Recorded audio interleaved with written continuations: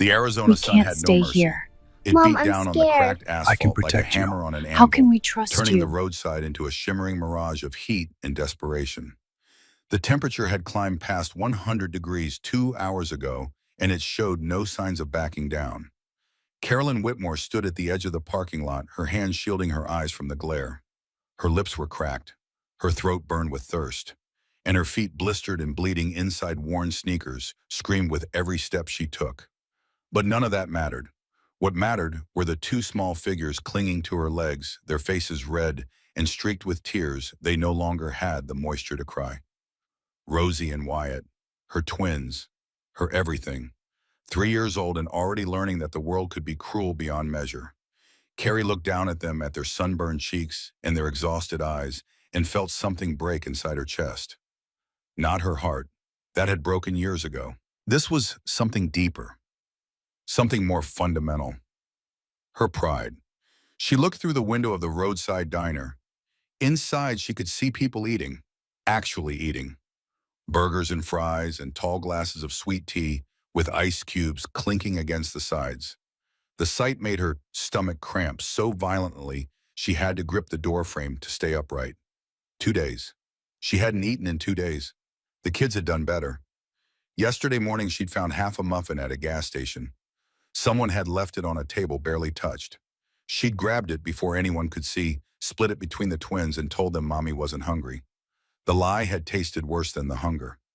Now here she stood 6 miles from where her car had finally given up the ghost, with no money, no phone, no plan, and two babies who were looking up at her like she had all the answers.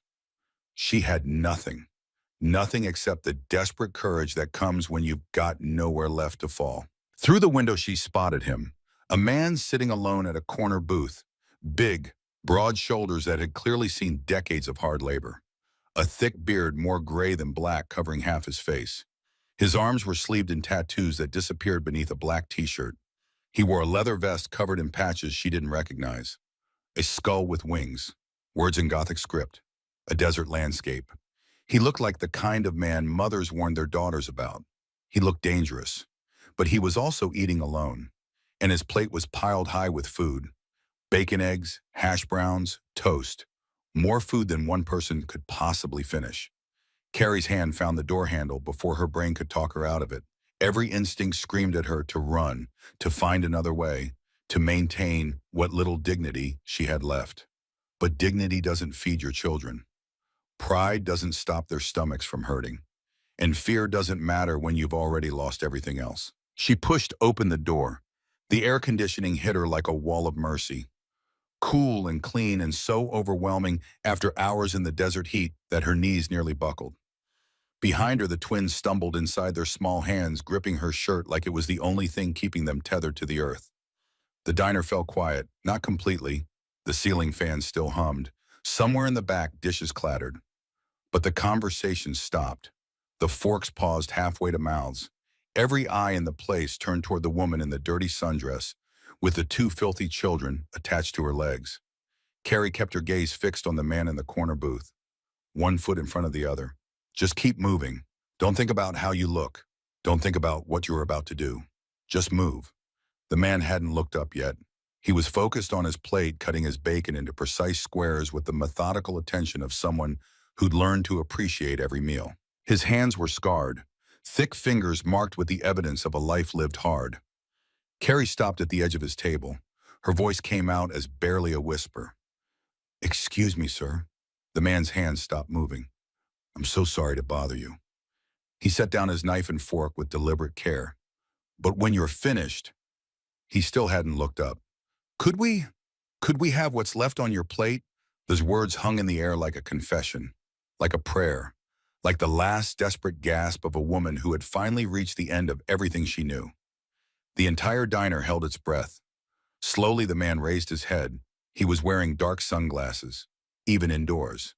The lenses were so black she couldn't see his eyes at all, couldn't read anything in that weathered face except the hard set of his jaw beneath that graying beard.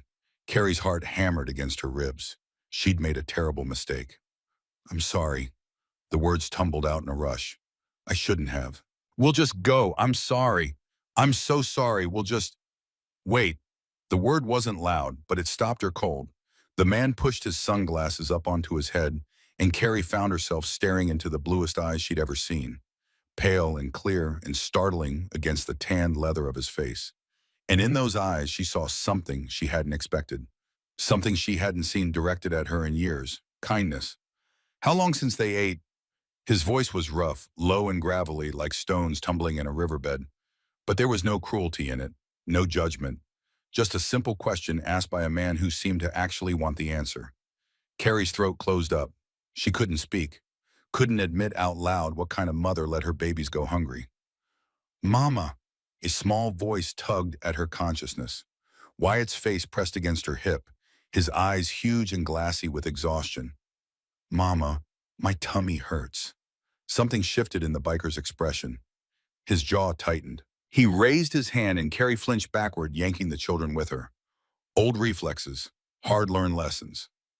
The automatic response of a woman who'd spent 5 years learning what raised hands meant, but he was only signaling the waitress. Denise. His voice carried across the diner without him raising it. The waitress, a tired-looking woman in her 50s with kind eyes in a coffee-stained apron, looked up from behind the counter. 3 more of everything I ordered, and make it quick. Denise hesitated. Hank, honey, I can't just... Triple it if you have to. He didn't take his eyes off Carrie. These kids need to eat now, not in 20 minutes. Something passed between them. Some unspoken understanding that Carrie couldn't quite read. Denise nodded slowly. All right, sugar, coming right up. The man called Hank stood. Carrie instinctively stepped back, pulling the children closer. He was massive, easily 6'3", with shoulders that could block a doorway. His boots were scuffed and worn. His jeans were faded. Everything about him spoke of a life lived rough and hard and without apology. But his movements were slow, careful, like he was trying not to spook a wounded animal, which Carrie supposed wasn't far from the truth. Sit, he said, gesturing to the booth across from his. Please. Carrie hesitated. Every survival instinct she'd developed over the past 5 years screamed at her to grab the kids and run. Men who seemed nice always had an angle, always wanted something. Travis had taught her that lesson with his fists, but Rosie's little hand squeezed hers, and Wyatt let out a small whimper, and Carrie's maternal desperation overrode her fear. She sat. Hank reclaimed his own seat and pushed his plate across the table toward them, still heaping with bacon and eggs and hash browns and toast, enough food to make her head spin. Start with this, he said. More's coming. We can't. You can and you will. His voice was firm but not unkind. When's the last time you ate mama? Carrie flinched at the title. She didn't feel like anyone's mama right now. She felt like a failure. That's what I thought. Hank broke off a piece of toast and held it out to Wyatt, who was staring at the food with desperate, hungry eyes. Go ahead, little man. It's yours. Wyatt looked at Carrie for permission. She nodded, not trusting her voice. He snatched the toast like someone might take it away, cramming it into his mouth with both hands. Crumbs scattered everywhere. He barely chewed before swallowing. Rosie followed suit, grabbing a strip of bacon and devouring it with the frantic energy of the truly starving. Carrie watched them eat, her children, her babies, eating scraps from a stranger's plate because their mother couldn't provide for them. Her eyes burned with tears she refused to shed. Not here, not in front of this stranger who was showing her more compassion than she deserved. Thank you. The words came out broken. You don't have to do this. Yeah. Hank leaned back in his seat, crossing his arms over his chest. I do. He was quiet for a moment, watching the children eat. His expression was unreadable, but there was something in the set of his shoulders. Something that looked almost like recognition. I got kids, he said finally. Twins, actually. Girls. They're 12 now. Live with their mama in California. Carrie looked up sharply. A biker with kids. Joint custody, apparently. The world kept surprising her today. How old are yours? Hank asked. 3. They turned 3 in February. Good age. A sad smile crossed his face. Old enough to have personalities. Young enough to still think you hung the moon. The smile faded. Enjoy it while it lasts. Denise arrived with plates piled high. Pancakes, Scrambled eggs, bacon, fresh fruit, orange juice in tall glasses with bendy straws. The smell made Carrie's stomach cramp so badly she had to grip the edge of the table. Eat, Hank commanded. You can't take care of them if you're running on empty. Carrie wanted to protest, wanted to maintain some shred of dignity, but her body betrayed her. She picked up a fork and took a bite of eggs, and it was like her entire system came roaring back to life. Flavor and warmth and sustenance flooding through her like water through a drought-cracked desert. She had to force herself to eat slowly, had to remind herself that gorging after fasting would only make her sick. Hank watched them eat without saying anything, occasionally sipping his coffee. It should have been uncomfortable being watched like that, but somehow it wasn't. He wasn't leering or judging. He was just there, present, solid, like a guardian standing watch. After a few minutes, when the children had slowed down enough to breathe between bites, Hank spoke again. "Where are you headed?" Carrie stiffened. The question felt loaded, dangerous. "Phoenix." The lie came automatically. "My sister lives there." Hank's expression said he knew it was a lie, but he didn't call her on it. "That's about 60 miles northeast. How you planning to get there?" "We'll figure something out." With no car and no money, Carrie's fork clattered against her plate. "How did you—" "Saw you walk in from the highway." Hank's voice remained neutral, factual. "Saw the blisters on your feet and the sunburn on your shoulders. Saw how you counted out change before you came in here, then put it back in your pocket when you realized it wasn't enough." He met her eyes directly. "I'm not trying to make you feel bad, Mama. I'm trying to understand what kind of help you need." "I don't need help." The words came out automatically even as she sat there eating food this stranger had bought her, wearing clothes she'd slept in for 3 days with children who'd been walking through the desert because their car had died. The absurdity of the denial wasn't lost on her. "Okay," Hank said it easily without mockery. "Then let me rephrase. I'm offering help. Whether you take it or not is your call." "Mama," Wyatt tugged on her sleeve, his voice small. "My feet hurt." She looked down and saw blood seeping through his worn sneakers. Fresh guilt crashed over her like a wave. They'd walked too far, way too far for little legs. "Let me see, baby." She reached for his foot. "Not here." Hank interrupted. "Denise, can we get a first aid kit?" "Sure thing, Hank." The waitress disappeared behind the counter. Hank pulled out his phone and made a call, speaking in low tones. Carrie caught fragments. "2 kids. Need transport. Yeah, the compound. 20 minutes. When he hung up, he looked at Carrie directly. "My garage is about 15 miles from here. I can take a look at your car, see what's wrong with it. If it's fixable, I'll fix it. If it's not, I can get you a loaner until you figure out your next move." He paused. "You and the kids can stay in our guest quarters. Clean beds, hot showers, food in the kitchen. No cost, no strings." Carrie's hands started shaking. This was too much, too generous. Nobody did this without wanting something. "What do you want from me?" The question came out harsh, defensive. The voice of a woman who'd learned the hard way that kindness always came with a price. Hank didn't flinch. "Nothing." He let the word hang there. "But I know that look in your eyes. I've seen it before. Someone's got you running scared, and you're so used to being hurt that kindness feels like a trap." Carrie's breath caught. How did he know? "How could he possibly I help people?" Hank continued. "It's what my club does. We're veterans, most of us. We've seen things, done things, we came home broken. This," he gestured vaguely, "helping folks who've got nowhere else to turn. It helps us remember we're still human, still capable of doing something good.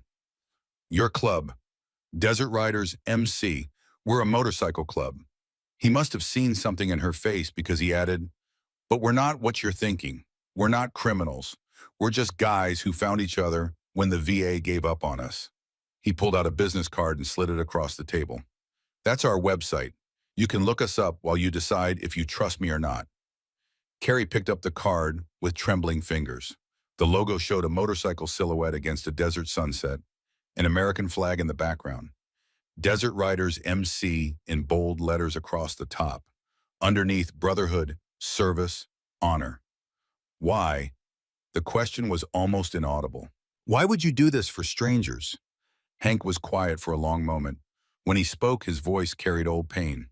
Because 10 years ago, I was right where you are, broken down on the side of the road, out of money, out of options. Two little girls in the back seat who were counting on their daddy to fix everything. He met her eyes, and nobody stopped. Nobody helped. The words hit Carrie like a physical blow. I counted them, Hank continued. 47 people walked past my truck in that Walmart parking lot. 47 people who saw a man with two toddlers, clearly in trouble, clearly desperate. And every single one of them looked away, crossed to the other side, pretended they didn't see. His jaw tightened. That's what people do, Mama. They look away, because helping is hard and messy and complicated. But being the 48th person, he paused, the one who stops. That's how you live with yourself. Carrie felt tears threatening again. What happened? She didn't know why she asked. After, after nobody stopped, Hank's expression went distant. I got desperate enough to steal.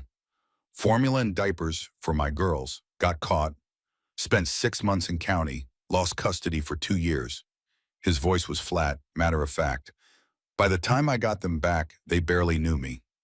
He looked at her directly. I swore if I got the chance, I'd be the person who stopped, who helped. So yeah, Mama, I'm that person today, for you and your babies. Rosie, who'd been quietly working on her pancakes, suddenly spoke up. Are you a good guy or a bad guy? The question was so pure, so direct. The kind of question only a 3-year-old would have the courage to ask. Hank's hard expression cracked into a genuine smile.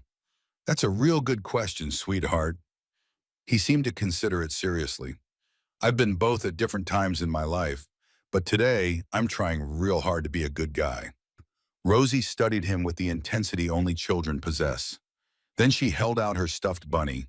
It was worn and faded, one ear flopping at an odd angle, doofing leaking from a seam in its belly. It had clearly been loved within an inch of its life. Mr. Buttons thinks you are good. Something shifted in Hank's face. He took the bunny with surprising gentleness, examining it with exaggerated care, turning it this way and that, holding it up to the light like it was a precious artifact. Well, Mr. Buttons looks like an excellent judge of character.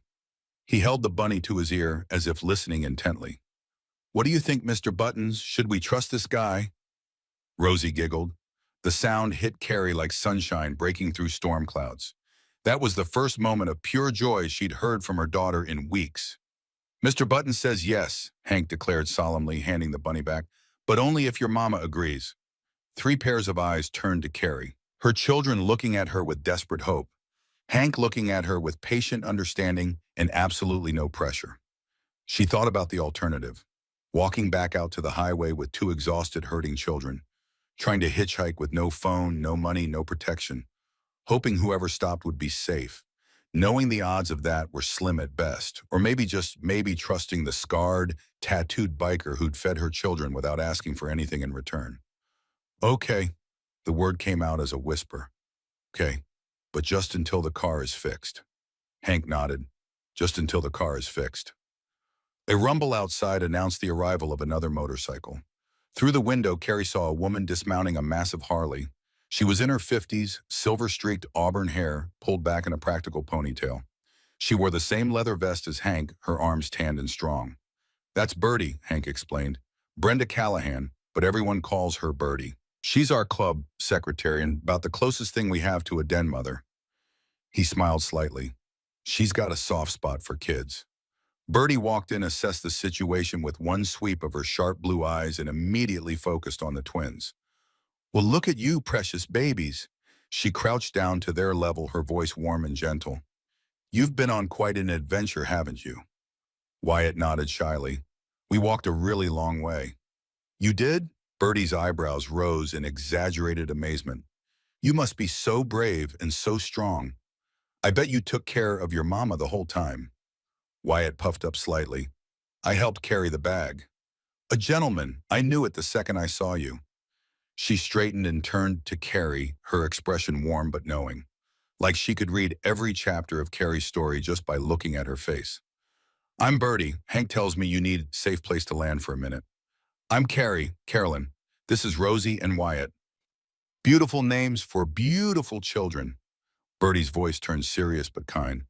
Carrie, I was you 15 years ago. Different situation, same desperation. She glanced at Hank. These men saved my life. Let them save yours. The words hit Carrie like a physical blow.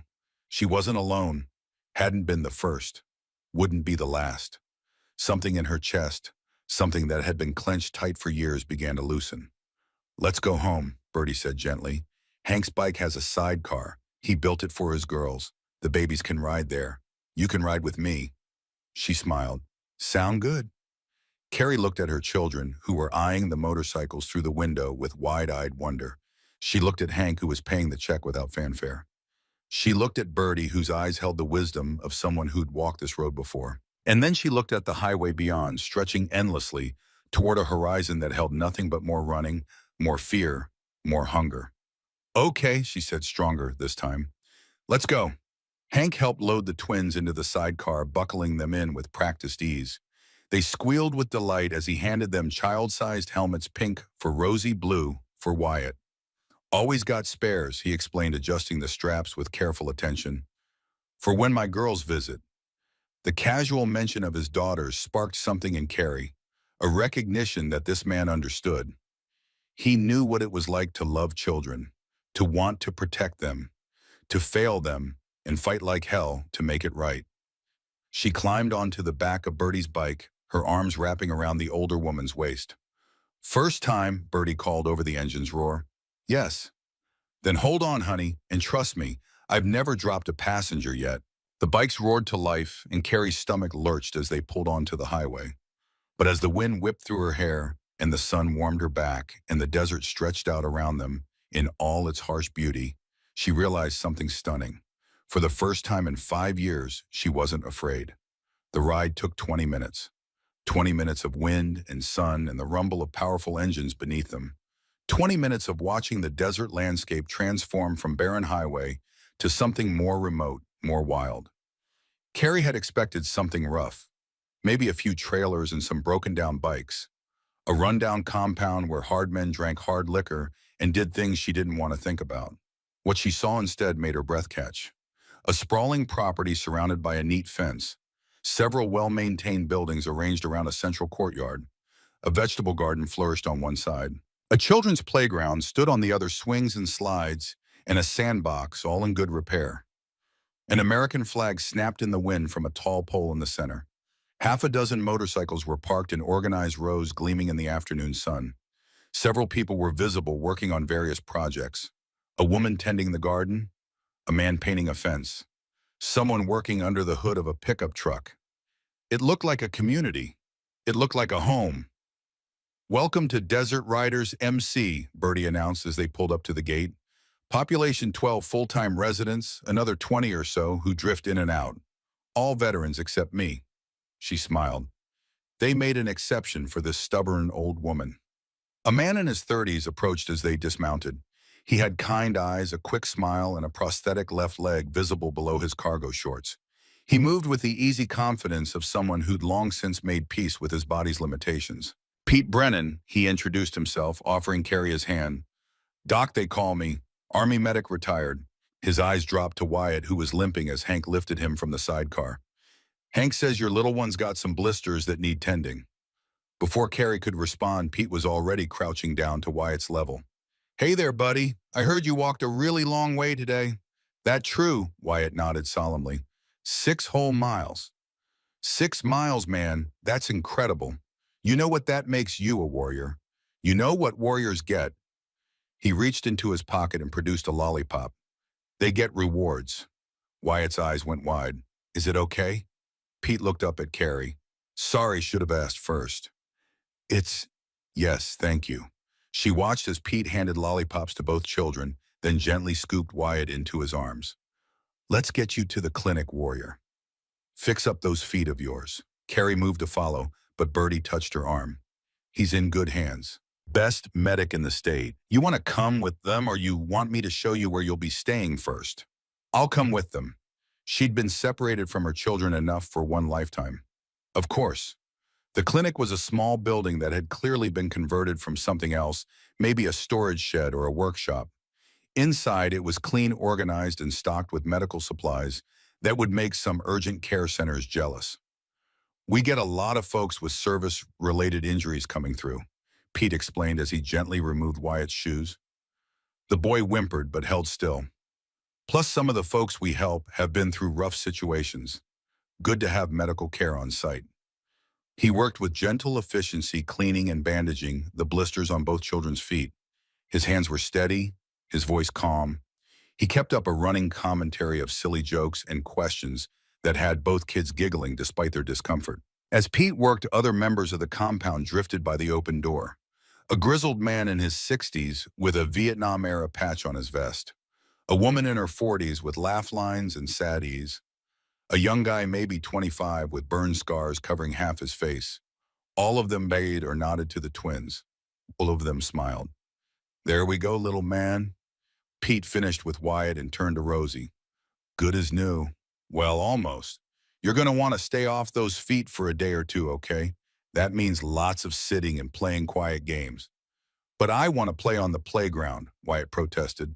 Tell you what, tomorrow if those blisters look better, I'll give you a piggyback ride out there myself. Deal. Deal. As Pete moved to treat Rosie, Hank appeared in the doorway. Guest house is ready. Ruth Ann made up the beds and stocked the kitchen. Ruth Ann turned out to be a stout woman in her late 50s with silver gray hair and the kind of face that had smiled so much the wrinkles had become permanent. She met them at the guest house with a basket of fresh bread and a warmth that felt almost maternal. You poor things, she said, ushering them inside. Come in, come in. I've got everything set up. The guest house was a small cottage at the edge of the property, separate from the main buildings but close enough to feel connected. Inside, it was simple but comfortable. 2 bedrooms, a bathroom, a small kitchen and living area. Everything was clean. Everything was safe. But it was the little details that made Carrie's throat close up. Child-safe locks on the cabinets, a basket of toys in the corner, children's toothbrushes still in their packages on the bathroom counter, a nightlight in each bedroom. Someone had done this deliberately, thoughtfully, for them. Ruth Ann handles most of the domestic stuff around here, Hank explained from the doorway. He hadn't come inside, propriety maintained. She's one of us, Marine Corps vet, 3 deployments, has grandkids of her own back in Nebraska, loves any excuse to mother people. I don't know how to thank you, Carrie's voice broke on the words. Don't thank me yet. Save it for when your car is fixed and you're back on your feet. He turned to leave, then paused. Carrie, she looked up. Lock this door behind me. You're safe here, but lock it anyway. Whatever peace of mind that gives you, take it. He understood. Somehow this scarred biker with the gentle eyes understood that safety wasn't just about locked doors. It was about the choice to lock them yourself. Hank, Carrie called out as he stepped off the small porch. Why do you all do this, really? He was quiet for a moment, silhouetted against the setting sun. Because guys like us, we've done a lot of things we're not proud of. In the service, after the service. During the years we were trying to figure out how to be human again. He half turned his profile sharp against the fading light. This helping people like you, this is how we make it right. One person at a time. After he left, Carrie locked the door. The click of the deadbolt was the most satisfying sound she'd heard in years. She turned to find both twins already crashed on the small couch asleep despite the early evening hour. Exhaustion had finally claimed them. Their small bodies were relaxed in a way she hadn't seen in months. No tension, no fear, just the peaceful abandon of children who finally felt safe. She carried them one by one to the bedroom, tucked them into the clean sheets, kissed their foreheads. Then she walked to the bathroom, turned on the shower, and stepped under the hot water, fully clothed. She stood there until the water ran cold, washing away 2 days of highway dust, washing away 5 years of accumulated fear, washing away everything except the raw, exposed core of who she was without Travis's voice in her head.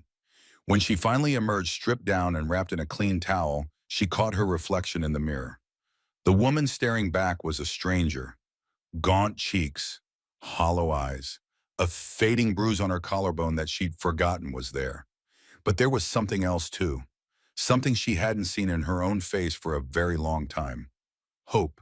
She climbed into the other bed expecting the usual nightmares, the ones where Travis found them, where he dragged them back, where she wasn't fast enough or strong enough to protect her babies. But that night, for the first time since she'd fled, Carolyn Whitmore slept dreamlessly. She woke to sunlight streaming through clean windows and the sound of her children laughing. Actual, genuine laughter. She stumbled out of bed, heart pounding, and found them in the small living room playing with a wooden truck that definitely hadn't been there last night. A soft knock sounded at the door. Carrie checked the peephole, another new habit learned the hard way, and saw Ruth Ann standing outside with a covered basket. "Good morning, sweetheart," Ruth Ann called through the door. "I brought breakfast, and I'm not leaving until you eat every bite." Carrie opened the door to find the older woman balancing not one but three baskets. The smell of fresh pastries and bacon made her stomach growl audibly. "You must be Carrie." Ruth Ann bustled past without waiting for an invitation. "And these precious babies, Hank told me they were beautiful, but he undersold it." She set the baskets on the small kitchen counter and began unpacking.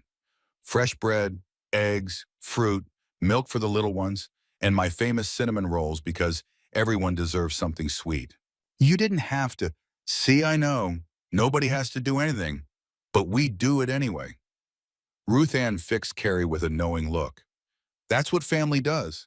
And before you say you're not family, let me save you the breath. You're here, you're safe, and you're eating my cooking. That makes you family."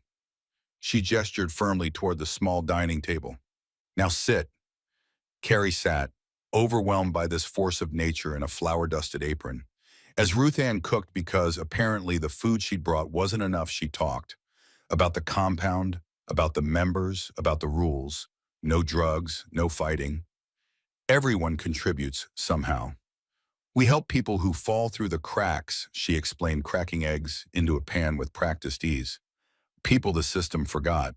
People who've got nowhere else to turn." She talked about her own history, 20 years in the Marines, 3 deployments to places she still couldn't talk about, a marriage that didn't survive her service, a son who died in Afghanistan. "When I came home after that," Ruth Ann said quietly, "I wanted to die. Couldn't see the point in living when my boy was gone. But Hank, he found me, brought me here, gave me a reason to keep going." She plated up the food with the efficiency of someone who'd fed crowds. "And Hank," she continued, "Hank is the best of us. That man has been to hell 3 times over, and somehow he came back kinder each time. When he says you're safe here, you're safe here. Understand?" "I understand," Carrie whispered. "Good, now eat.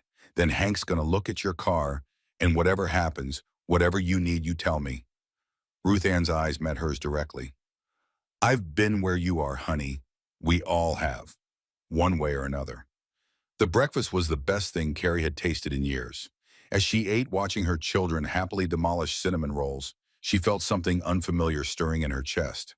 Not just hope now, something stronger. Maybe, just maybe, they were going to be okay. An hour later, Hank arrived to take her to the garage.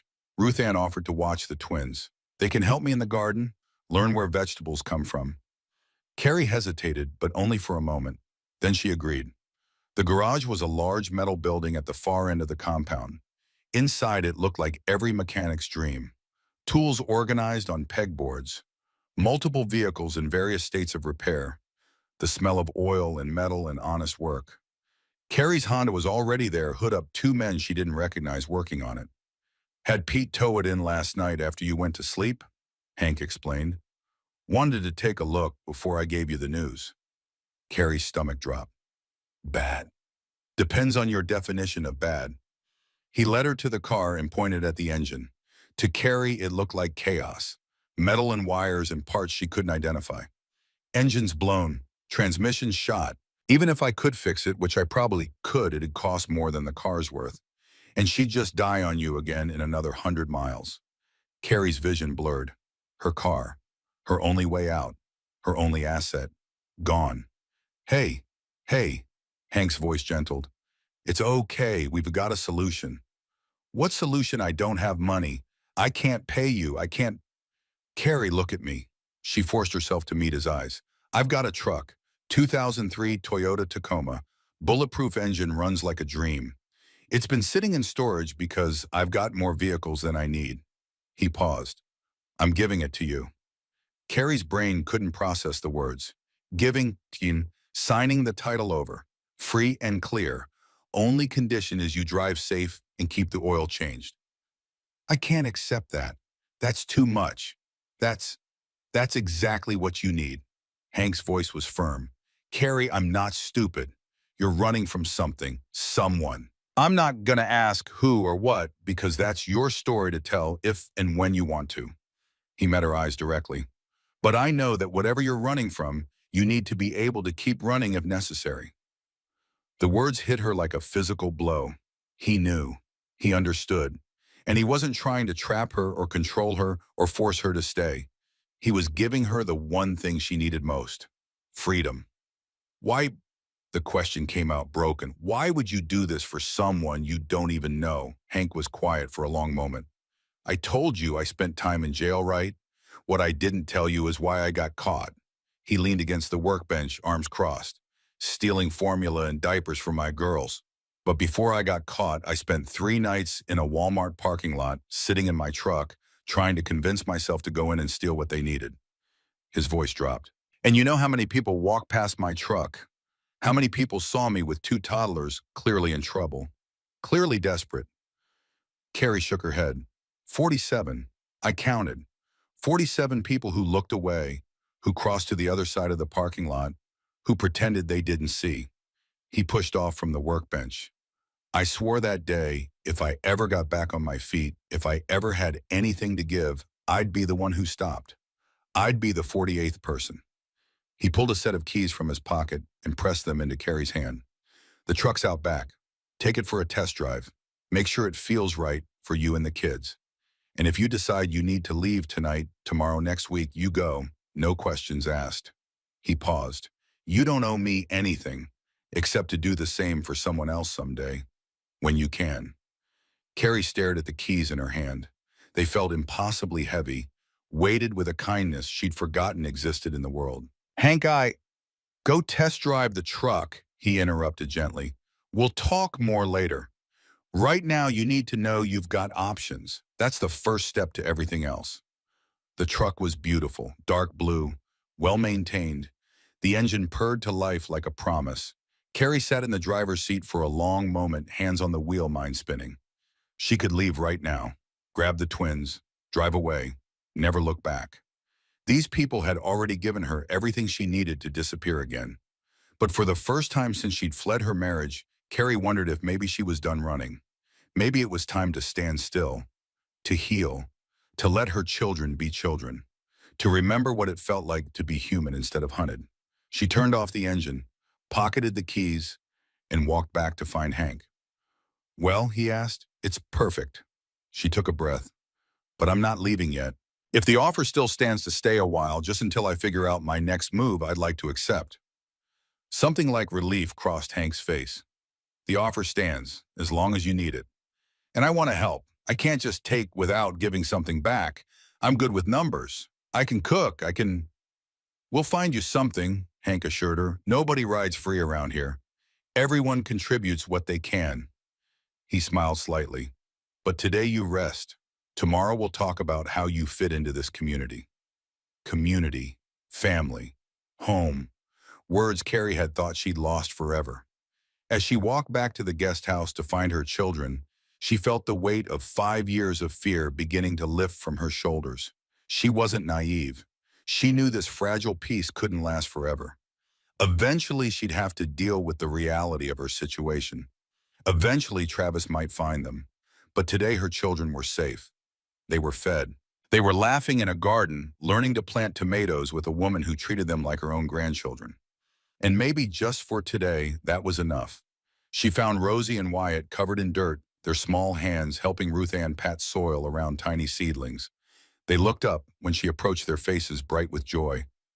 Mama, we're growing tomatoes. And carrots, Rosie added. Ruth Ann says we can water them every day. Carrie knelt beside them, pulling them both into a hug. That sounds wonderful, babies. Are we staying here, Mama? Rosie asked, her voice small and hopeful. Please, can we stay? Carrie met Ruth Ann's eyes over her daughter's head. The older woman nodded understanding, passing between them without words. Yes, baby. Carrie was surprised by the certainty in her own voice. "We're staying for a while, is that okay?" Both children erupted in cheers. Carrie let their joy wash over her. Behind her, unnoticed, Hank leaned against the garage door watching the small family in his garden. His phone buzzed with a text from Pete. "Car was tampered with, fuel line cut, wasn't natural death. Someone wanted it to fail. Want me to dig deeper?" Hank's jaw tightened. He typed back, "Not yet, but keep your eyes open. If someone's hunting her, we need to know before they find her." He deleted the message thread and pocketed his phone. Then he walked back into the garage to finish the work that never ended. Because Carolyn Whitmore might think she was safe now. But Hank had been around long enough to know the truth. The most dangerous time for a woman leaving an abusive relationship was right after she left. And if someone was looking for Carrie, and her twins Hank and his brothers would make damn sure they never found them. The hunt was over for Carrie, but for Hank, it was just beginning. The first 3 days passed in a blur of small kindnesses that felt like miracles. Carrie woke each morning expecting to find it had all been a dream. But there was always coffee brewing in Ruth Ann's kitchen, always the sound of her children laughing somewhere on the compound, always someone stopping by to check on her, to bring food, to offer help she hadn't asked for but desperately needed. Rosie and Wyatt took to the compound like they'd been born to it. They raced between the garden and the playground with the other children who drifted through, kids of members or visitors, or people passing through on their way to somewhere safer. For the first time in their short lives, they had room to run, room to be loud, room to be children. On the fourth morning, Hank knocked on the door at 7 sharp. "Time to earn your keep," he said, but his eyes were smiling. "We've got bookkeeping that's about 6 months behind, and Ruth Ann tells me you mentioned being good with numbers." Carrie followed him to the main building, a converted warehouse that served as office, meeting hall, and common area. Inside, she found chaos, receipts stuffed in shoeboxes, invoices scattered across a desk, a computer that looked like it hadn't been updated since 2010. "Pete handles our finances," Hank admitted, "but he's better with bullet wounds than spreadsheets. We're legit, pay taxes, file paperwork, the whole deal. We just suck at organizing it." Carrie sat down at the desk and started sorting. Within an hour, she'd created a system. Within 2 hours, she'd identified 3 unpaid invoices that were past due. By lunch, she had a preliminary budget worked out that made Hank whistle low. "You're seriously undercharging for your mechanical work," she told him, pointing at the screen. "You could raise your rates by 20% and still be competitive. We charge what people can afford. That's noble, but you can't help anyone if you go bankrupt." Carrie pulled up another screen. "What if you charge full price to people who can pay it and use that profit to subsidize the ones who can't? You'd still help the same people, but you'd also build a financial cushion for emergencies." Hank stared at her. "You did this professionally." "I used to, before." Carrie stopped. She wasn't ready to talk about before. "I worked as a bookkeeper for a small business. It wasn't much, but I was good at it." "You're hired in," Hank said immediately. 20 hours a week, whatever schedule works with the kids.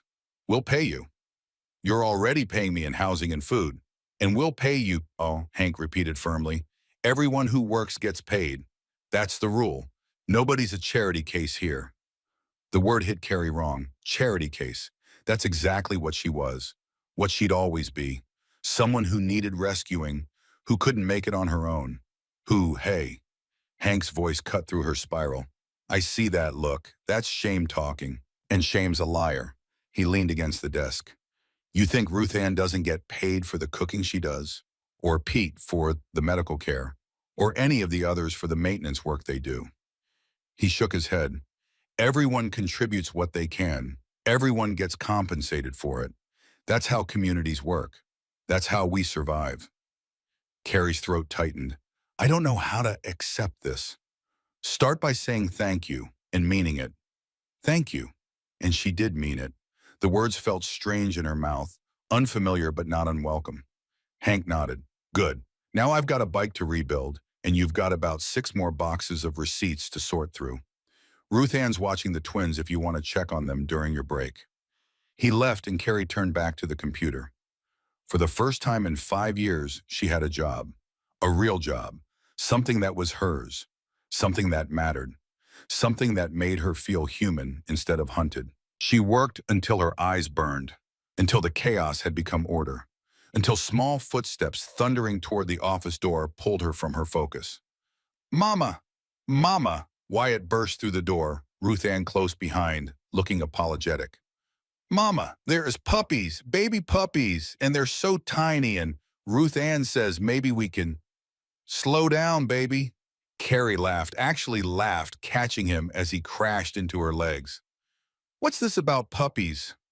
One of our members breeds service dogs, Ruth Ann explained. German shepherds. She brought a new litter by to socialize them. She smiled. Your two have been very gentle. Very good. Can we have one? Rosie appeared behind Wyatt, her eyes enormous with hope. Please, Mama, please, I'll take care of it and walk it and feed it, and we can't afford. Carrie stopped. Old reflexes, old fears. They lived here now. Things were different. Let me think about it, okay? That's a big responsibility. I'm responsible, Wyatt insisted. I'm very responsible. The earnestness in his voice made Carrie's heart crack open. 3 years old and already worried about proving his worth, already learning that love came with conditions. I know you are, baby. She pulled him close. But let's wait a little bit, okay? We're still settling in. The disappointment on their faces made her want to take it back to give them everything they wanted. But Ruth Ann caught her eye and gave a subtle nod. The right call.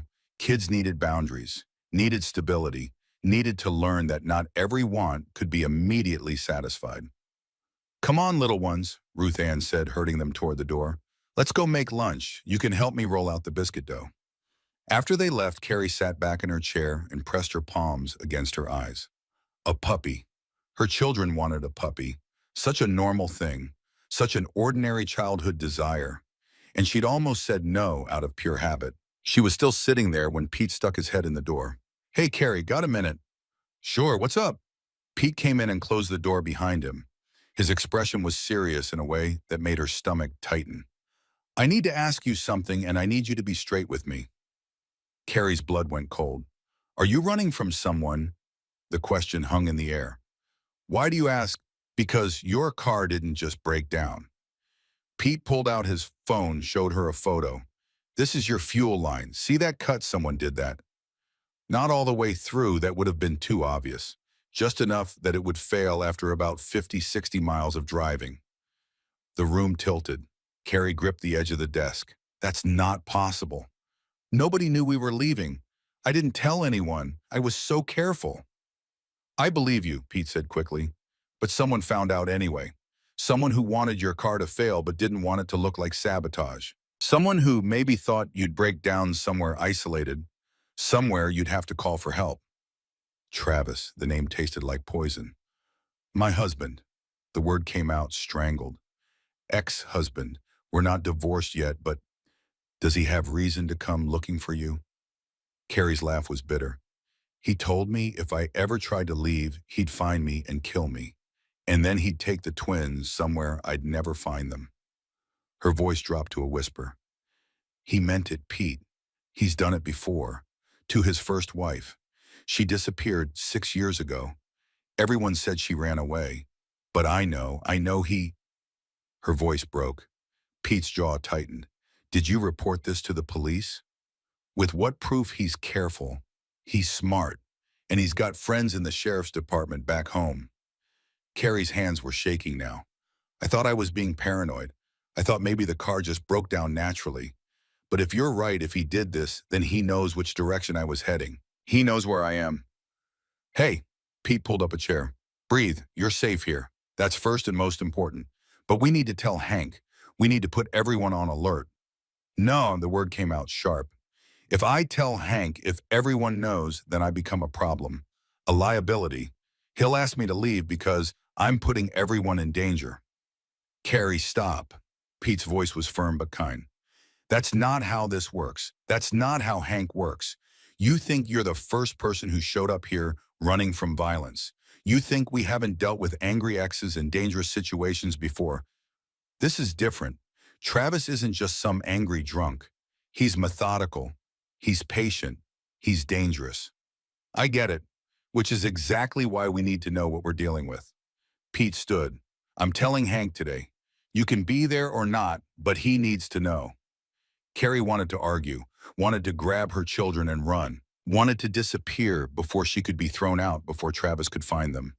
But her body was exhausted from running. Her heart was exhausted from fear.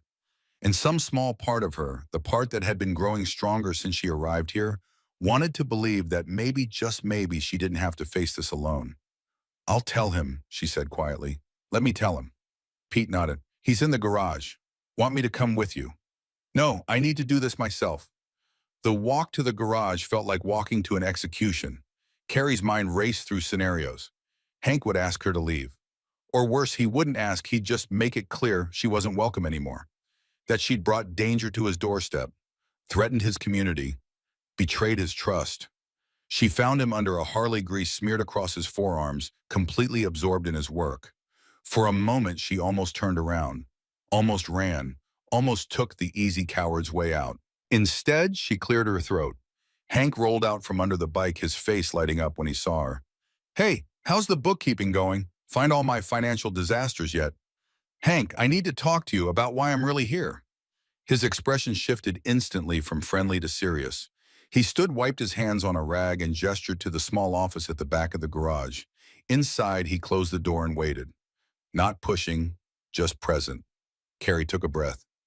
"My husband's name is Travis Whitmore. We were married 5 years ago. He seemed perfect at first, charming, successful, attentive.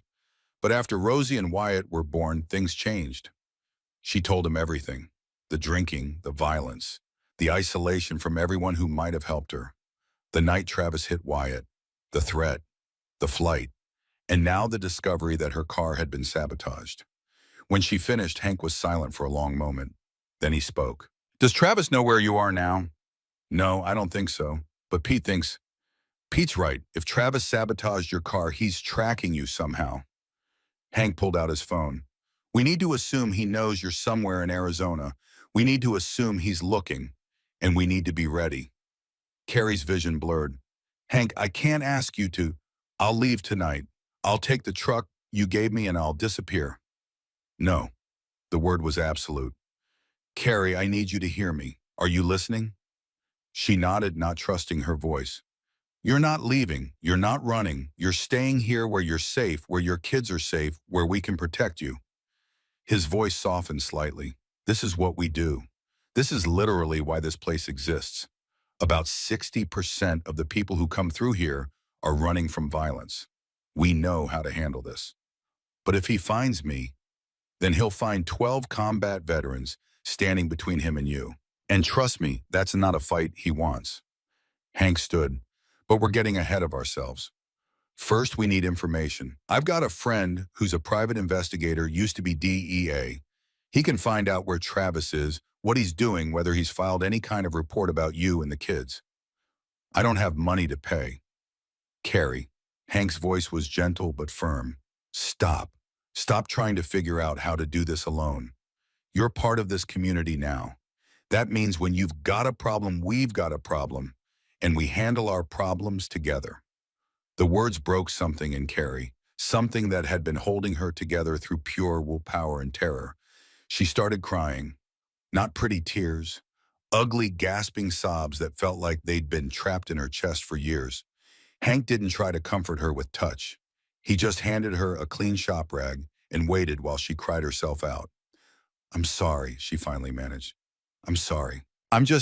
You're just dealing with 5 years of trauma that you've been holding back because you couldn't afford to fall apart." Hank's voice was matter of fact. "Believe me, I get it. Every person here gets it." He paused. "You want to know what I did the first week after I finally got sober? I cried in the shower every morning for 6 days straight. And that was after I was safe, after the danger was over." He met her eyes. "Your danger isn't over yet, so you're actually handling this better than I did." Carrie wiped her face with the rag. "What do we do now?" "Now we call a family meeting. Get everyone on the same page. Set up security protocols." He opened the office door. "And we make sure your kids don't see you scared. Kids pick up on that. They need to see you strong, even if you're faking it." "I'm so tired of faking it." "I know, but you're good at it. You got your kids this far. You kept them alive and safe through 5 years of hell." Hank met her eyes. So you can keep faking it a little longer, until you don't have to anymore. The family meeting happened that evening after the twins were asleep. Carrie sat in the main hall surrounded by 12 hardened veterans, men and women who'd seen combat, who'd faced down enemies in places most Americans couldn't find on a map.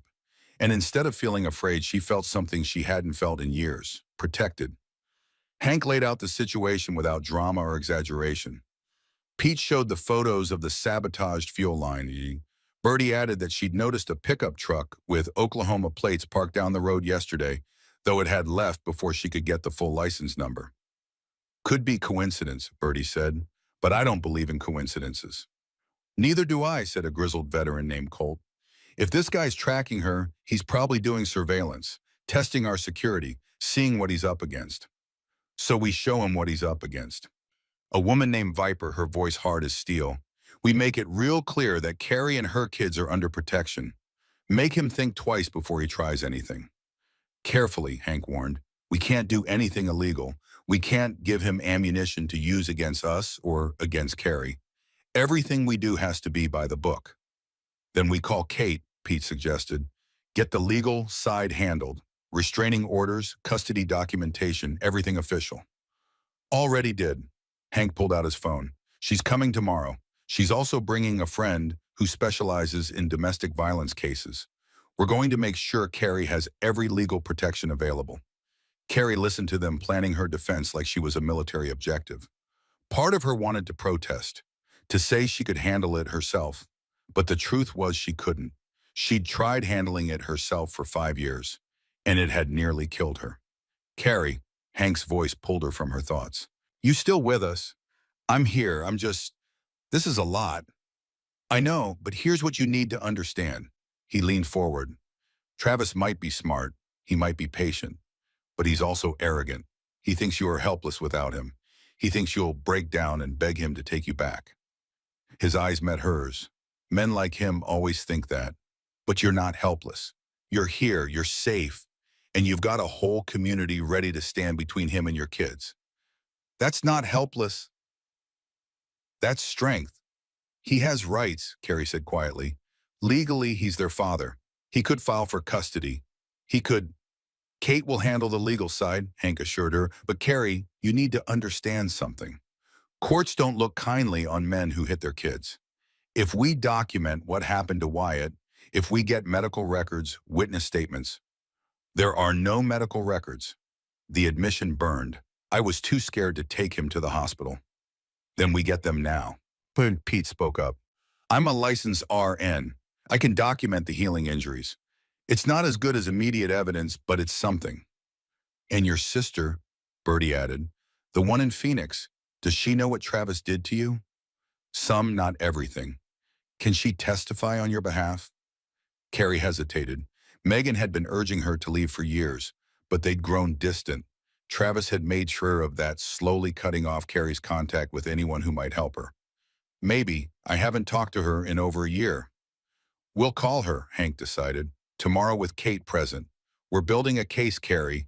A real case. We're not just hiding you. We're making sure that if this goes to court, you win.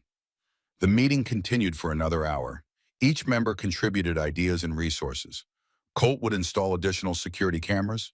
Viper would teach Carrie basic self-defense.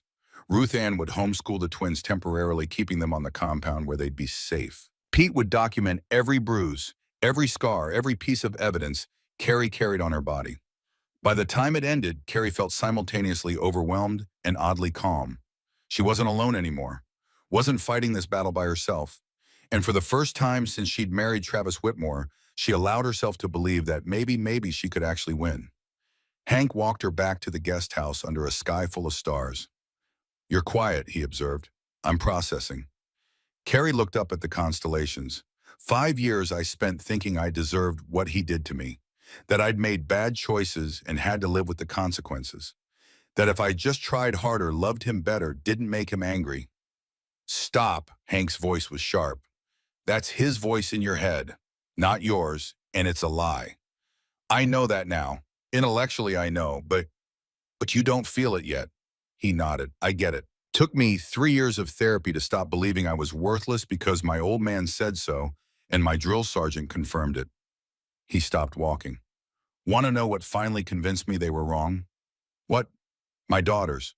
When they were 8, Emma, my older one, by 3 minutes, asked me why I always said sorry for everything, why I apologized for existing. His voice thickened, and I realized she was watching me, learning that she should apologize for existing too. He paused. That was the day I decided I had to change. Not for me, for them, because they deserved a father who knew his own worth. Carrie understood perfectly. I have to change for Rosie and Wyatt. You have to change for you, Hank corrected gently. But yeah, they're a pretty good motivation. They reached the guest house and Carrie paused at the door. Hank, thank you for everything, for believing me, for not making me prove I deserve help. Nobody has to prove that. He stepped back. Everybody deserves help. That's just being human. He turned to leave, then stopped. Carrie, one more thing. That truck Bertie saw, if it comes back, if anyone approaches you when you're outside the compound, you run. Don't talk to them. Don't try to reason with them. You run and you scream for help. Every single person here will come running. You understand? Carrie nodded, fear creeping back in. Do you really think he's that close? I think he's closer than we want him to be. Hank's voice was steady, but that's okay, because we're ready for him. After he left, Carrie checked on the twins. They were sleeping peacefully. Wyatt's lip, the one Travis had split open, had healed completely. Rosie's small body was relaxed, no longer curled into the defensive ball she'd slept in back in Oklahoma. They were thriving here, blooming like flowers that had finally found good soil. Carrie wouldn't let Travis take this from them. Wouldn't let him drag them back to that house of fear and violence. She'd die first. But as she climbed into her own bed, she realized she didn't want to die. For the first time in years, she wanted to live, wanted to fight, wanted to build something new from the ashes of what she'd lost. And tomorrow, with Kate's help and Hank's support and the entire Desert Riders community behind her, that's exactly what she'd start doing. Outside in the darkness beyond the compound fence, a pickup truck with Oklahoma plates idled on the access road. Inside, Travis Whitmore watched the lights go out in the guest house and smiled. He'd found them. Finally found them. And soon, very soon, he'd remind his wife exactly what happened to women who tried to leave him. He put the truck in gear and drove away, already planning his next move. The hunt wasn't over.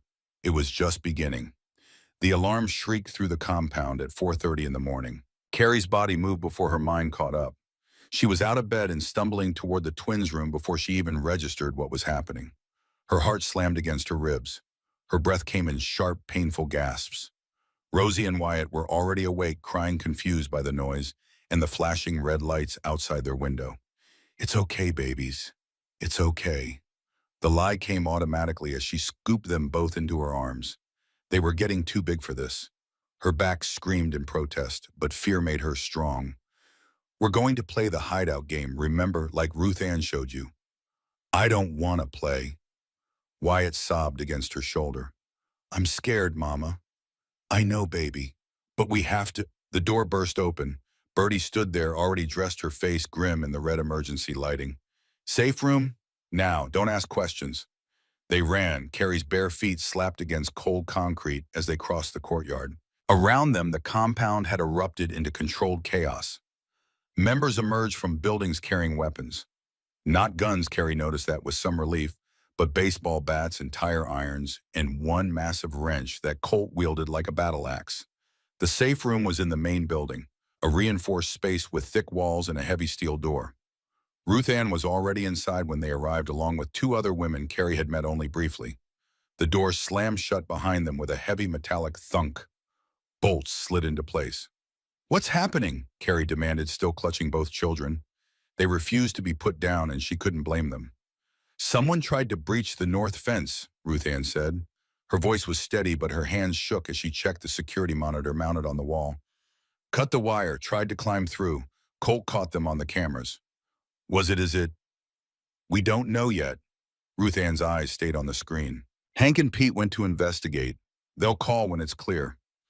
Carrie set the twins down on a small couch against the wall. Her arms burned from carrying them, but the pain barely registered. She paced the length of the small room like a caged animal. Through the monitor, she could see flashlight beams sweeping across the property. shadows moving, voices calling to each other. But the sound was off, so she couldn't hear what they were saying. The not knowing was worse than anything. "Mama, I need to pee," Rosie whispered. There was a small bathroom in the corner. Carrie took her, and while Rosie was inside, Carrie's own stomach rebelled. She barely made it to the toilet before she vomited, her body rejecting the terror that had no other outlet. "Mama," Rosie's small voice came from outside the bathroom door. "Are you sick?" "I'm fine, baby." Another lie. "Just give me a second." She wasn't fine. She was falling apart. Because if Travis had found them, if he'd actually tried to break in, then nowhere was safe. Not this compound, not Bertie's protection, not Hank's promises.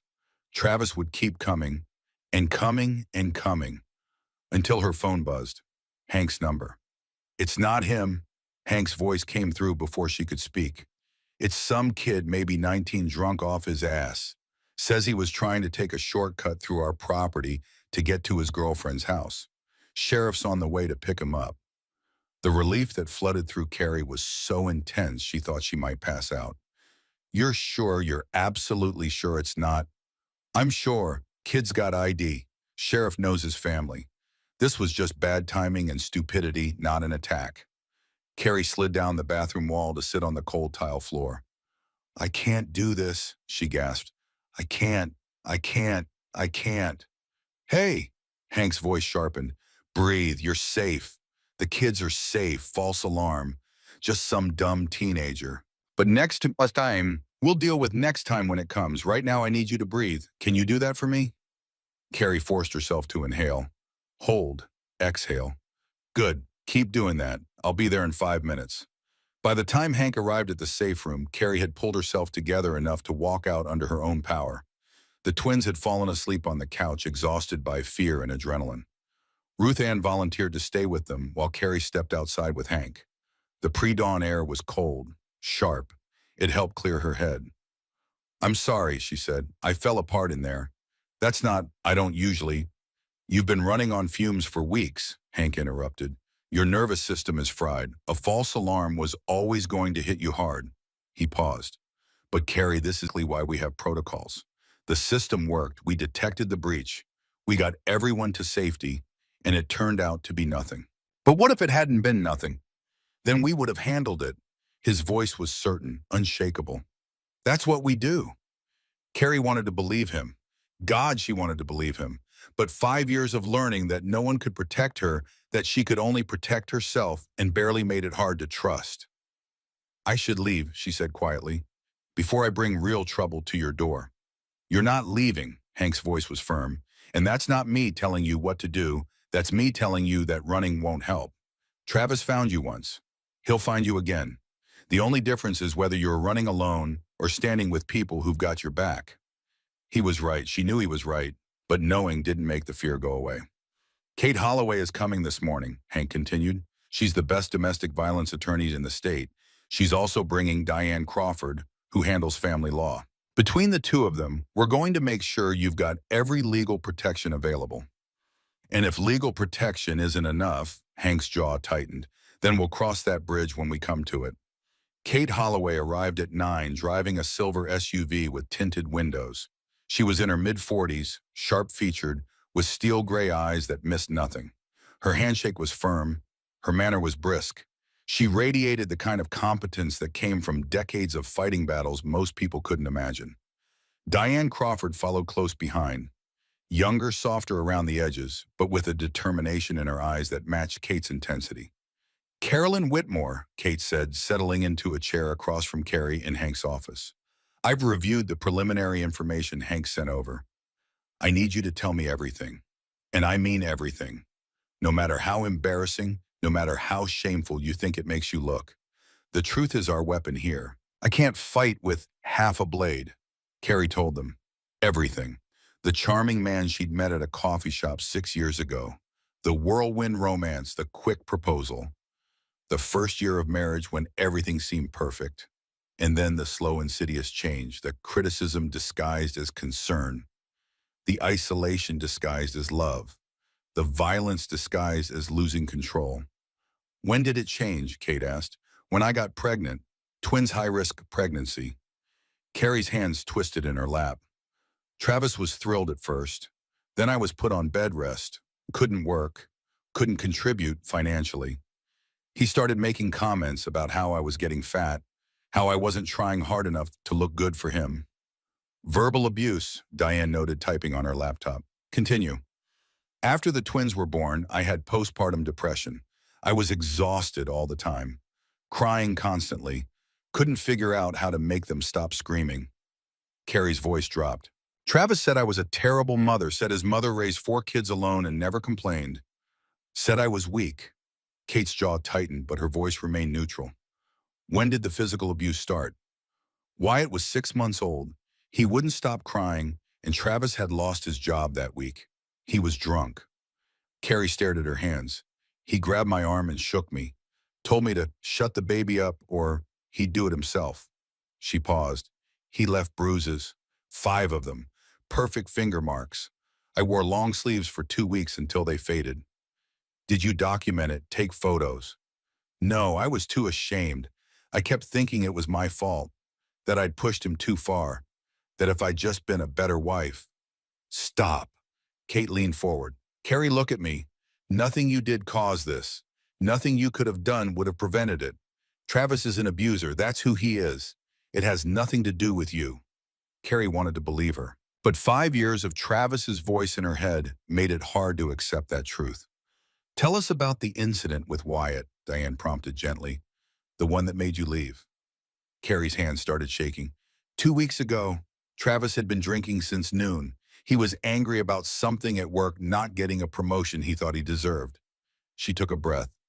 Wyatt was playing in the living room with his trucks. He knocked over Travis's laptop. It was my fault. I should have moved it. I should have known. It wasn't your fault, Kate interrupted. Go on. Travis backhanded him. Wyatt flew across the room and hit the wall. His lips split open. There was blood everywhere. Carrie's voice broke. And Travis looked at me and said, clean him up. And if you ever tell anyone about this, I'll kill you and take the kids somewhere you'll never find them. Did Wyatt need medical attention? Yes, but I was too scared to take him to the hospital. I used the first aid kit at home. His lip healed, but Carrie looked at Kate desperately. I failed him. I should have taken him to the hospital. I should have reported it, but I was so scared that Travis would make good on his threat, that I'd lose them forever. You made the decision you needed to make to survive, Kate said firmly. And then you made the brave decision to leave. That's what matters now. She pulled out a folder. Okay, here's what we're going to do. First, we're filing for an emergency protection order. Arizona has strong domestic violence laws. If we can demonstrate that Travis poses a credible threat, we can get an order that prevents him from coming within 500 feet of you or the children. He violated the last restraining order I tried to get, Carrie said. Back in Oklahoma, his friend in the sheriff's department made it disappear. This isn't Oklahoma. Kate's smile was sharp. And Judge Margaret Wheeler, who will hear this case, is a former prosecutor who specialized in domestic violence.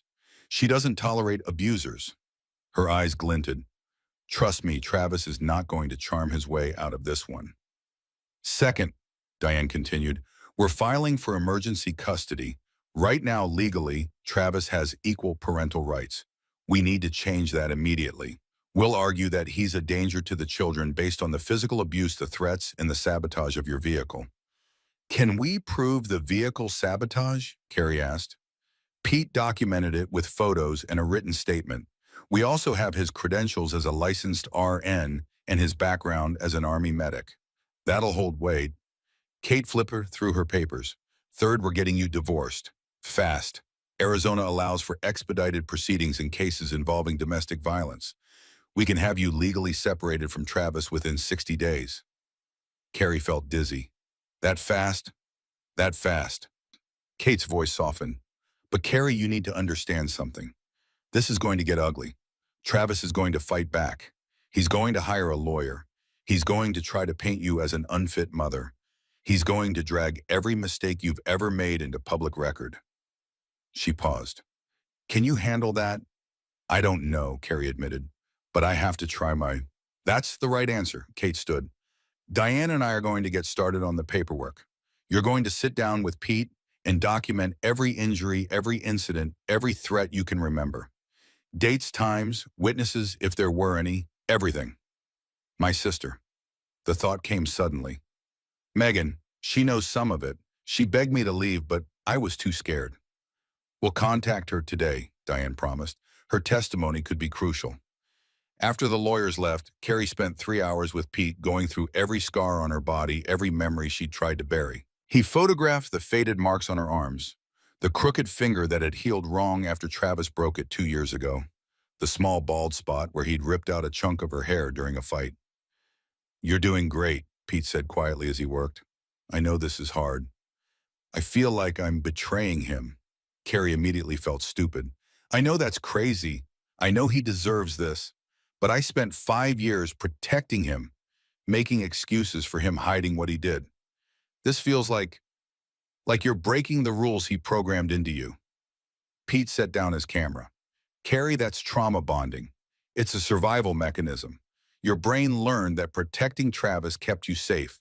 Now you have to retrain it to understand that protecting yourself keeps you safe. How long does that take? Different for everyone. But you're already doing it. You left. You asked for help. You're building a case against him. He smiled slightly. Those are all huge steps. That afternoon, Hank called her to the main building. There's someone at the gate, he said, his expression unreadable. Says he's family. Carrie's blood turned to ice. What does he look like? 50s, heavy-set, military bearing. Hank paused. Says his name is Earl Sutter. Says he's your father. The world tilted. Her father. Here. Now. Earl Sutter, who'd kicked her out when she got pregnant at 19. Who'd called her a disgrace to the family. Who she hadn't spoken to in over 10 years. How did he find me? Says your sister called him, sent him photos of Wyatt's injuries. Megan, of course. Megan, who'd been trying to reconnect their broken family for years. Who never gave up on anyone, even people who didn't deserve second chances. Do you want me to send him away? Hank asked. Part of Carrie wanted to say yes, wanted to throw her father out without even looking at him, wanted to make him feel even a fraction of the pain she'd felt when he'd abandoned her. But another part, the practical part that had kept her alive this long, recognized an opportunity. Earl Sutter was a retired Air Force colonel, 30 years of service, connections to people in high places, resources that could help her fight Travis. Let him in, she heard herself say. But you stay with him, and the kids stay with Ruth Ann. You sure about this? No, but I need to hear what he has to say. 5 minutes later, Carrie stood in Hank's office facing the man who'd disowned her over a decade ago. Earl Sutter looked older, grayer, diminished somehow. His eyes were red-rimmed. His hands shook as he clutched a baseball cap. He looked like a man who'd been carrying a weight too heavy to bear. Carrie. He breathed her name like a prayer. God, you look just like your mother. How did you find me? Megan. She called me 3 days ago, told me you'd left Travis, that you were in danger, that you needed help. Earl took a step forward and Hank immediately moved between them. I know I have no right to be here, Earl's voice cracked. I know I was a terrible father. But Carrie, please let me help you now. Help me, Carrie's laugh was bitter. Where were you when I was pregnant and homeless? Where were you when I married a man who beat me? Where were you when your grandchildren were born? I was wrong. The admission seemed to cost him everything. I was so wrong, Carrie. I was angry and stubborn and stupid. Your mother, she never forgave me. She left me 5 years ago because she couldn't stand what I'd done to you. Something flickered in Carrie's chest. Not forgiveness. Not yet. Maybe never. But something. I've spent every day since then regretting it, Earl continued, knowing I drove away my own daughter, knowing I missed my grandchildren's births because of my pride. Good. The word came out harsh. You should regret it. I do, and I know I can't fix it. I know I can't make up for 10 years of silence. He met her eyes directly. But Megan told me what Travis did to you, what he did to Wyatt. She sent me photos. His hands clenched. And I realized my grandson looks just like you did at that age. And I thought about someone hurting him the way I... He stopped, swallowed hard. I couldn't breathe, couldn't sleep. couldn't live with myself. So you came here to ease your guilty conscience? No. Earl's voice steadied. I came here to help. I'm retired Air Force 30 years. I've got connections, resources, a lawyer on retainer who specializes in military family law. He pulled out a business card. I can make calls to the FBI about the vehicle sabotage that's a federal crime since it crossed state lines. I can provide financial support for your legal fees. I can testify about Travis's character if it comes to that. Carrie stared at her father. Part of her wanted to throw him out, to make him feel even a fraction of the rejection she'd felt.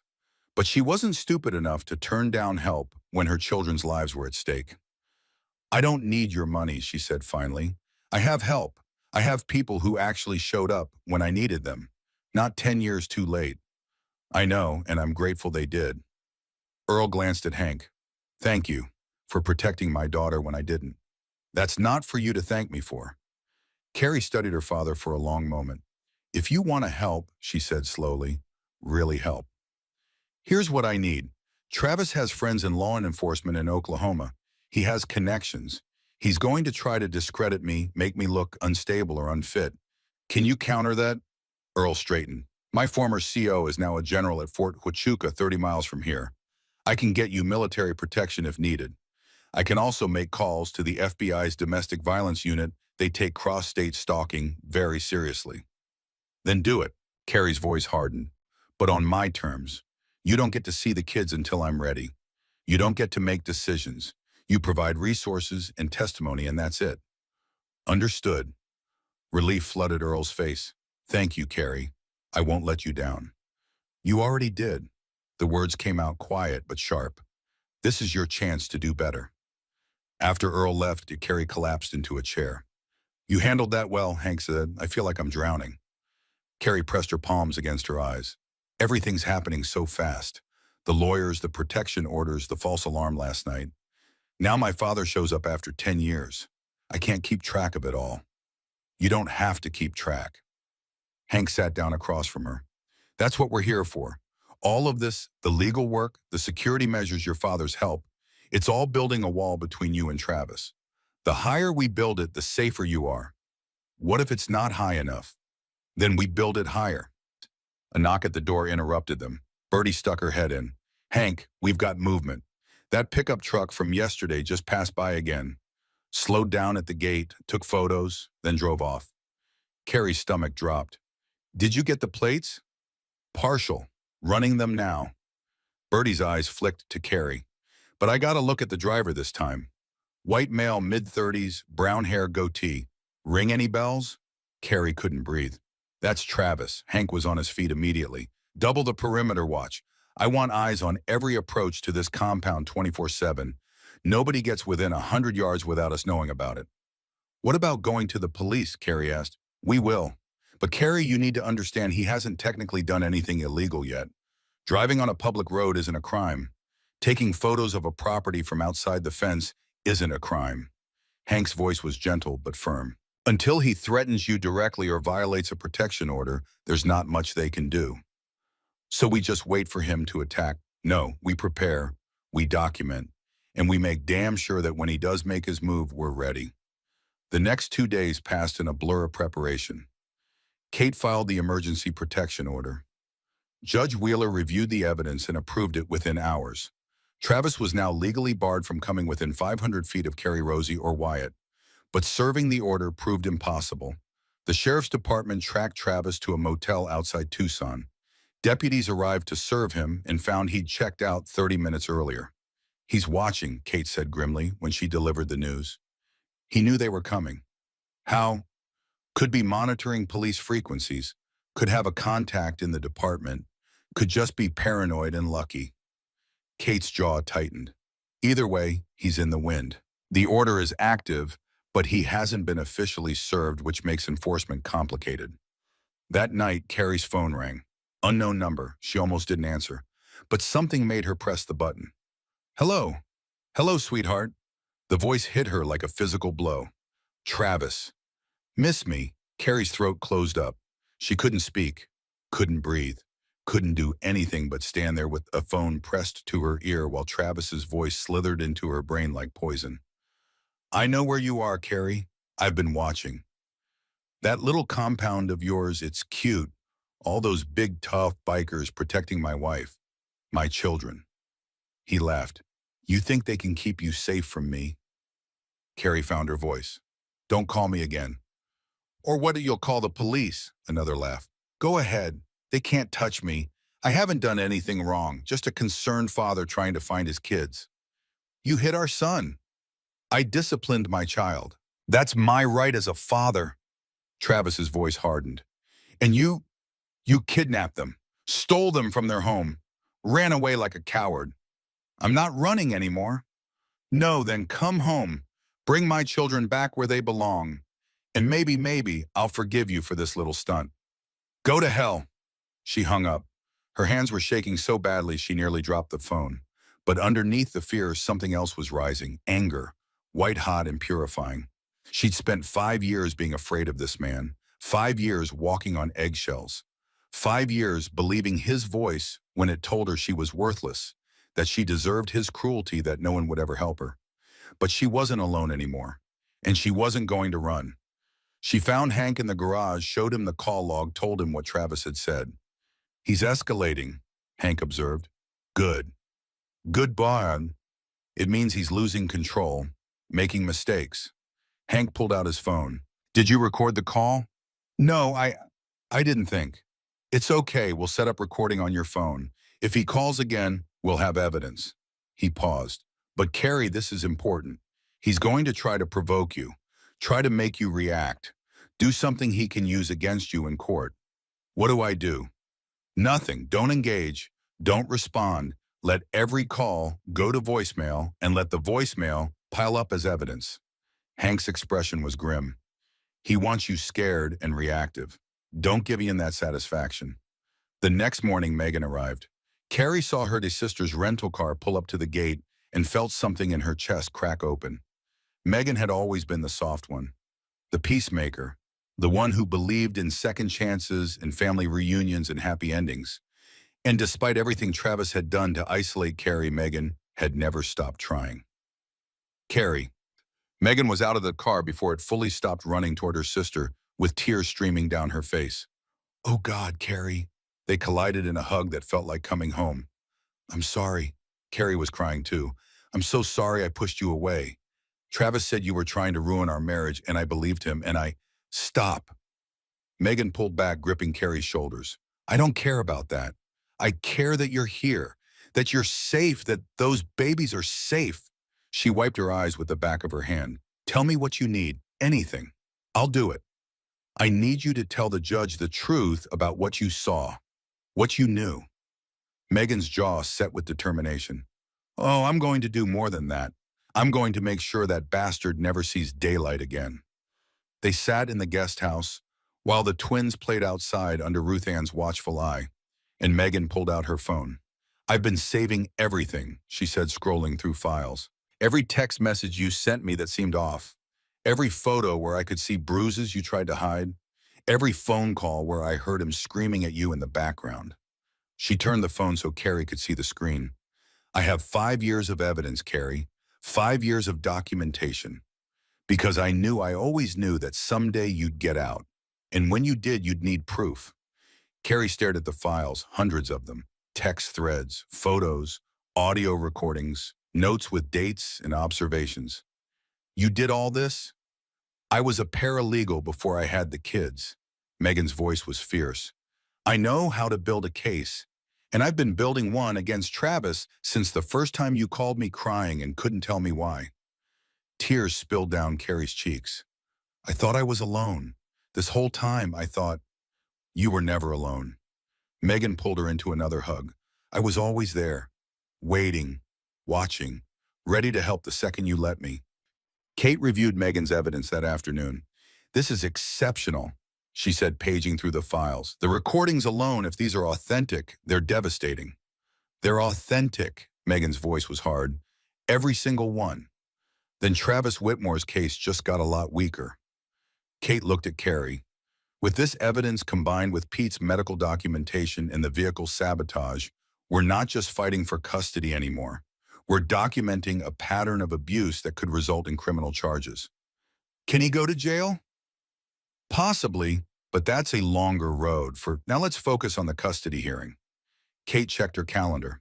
It's scheduled for Friday. That's 3 days from now. 3 days. Carrie felt simultaneously relieved and terrified. 3 days until a judge would decide her children's fate. 3 days until she'd have to face Travis in court. 3 days until everything changed. That evening, Ruth Ann made dinner for everyone. The compound's main hall filled with noise and warmth as members gathered around long tables, passing dishes and telling stories and laughing in the easy way of people who'd survived hard things together. Carrie sat between Megan and Hank watching her children eat without fear for the first time in their lives. Rosie was telling Pete an elaborate story about Mr. Button's adventures. Wyatt was attempting to arm wrestle Colt, who was pretending to struggle with great theatrical effort.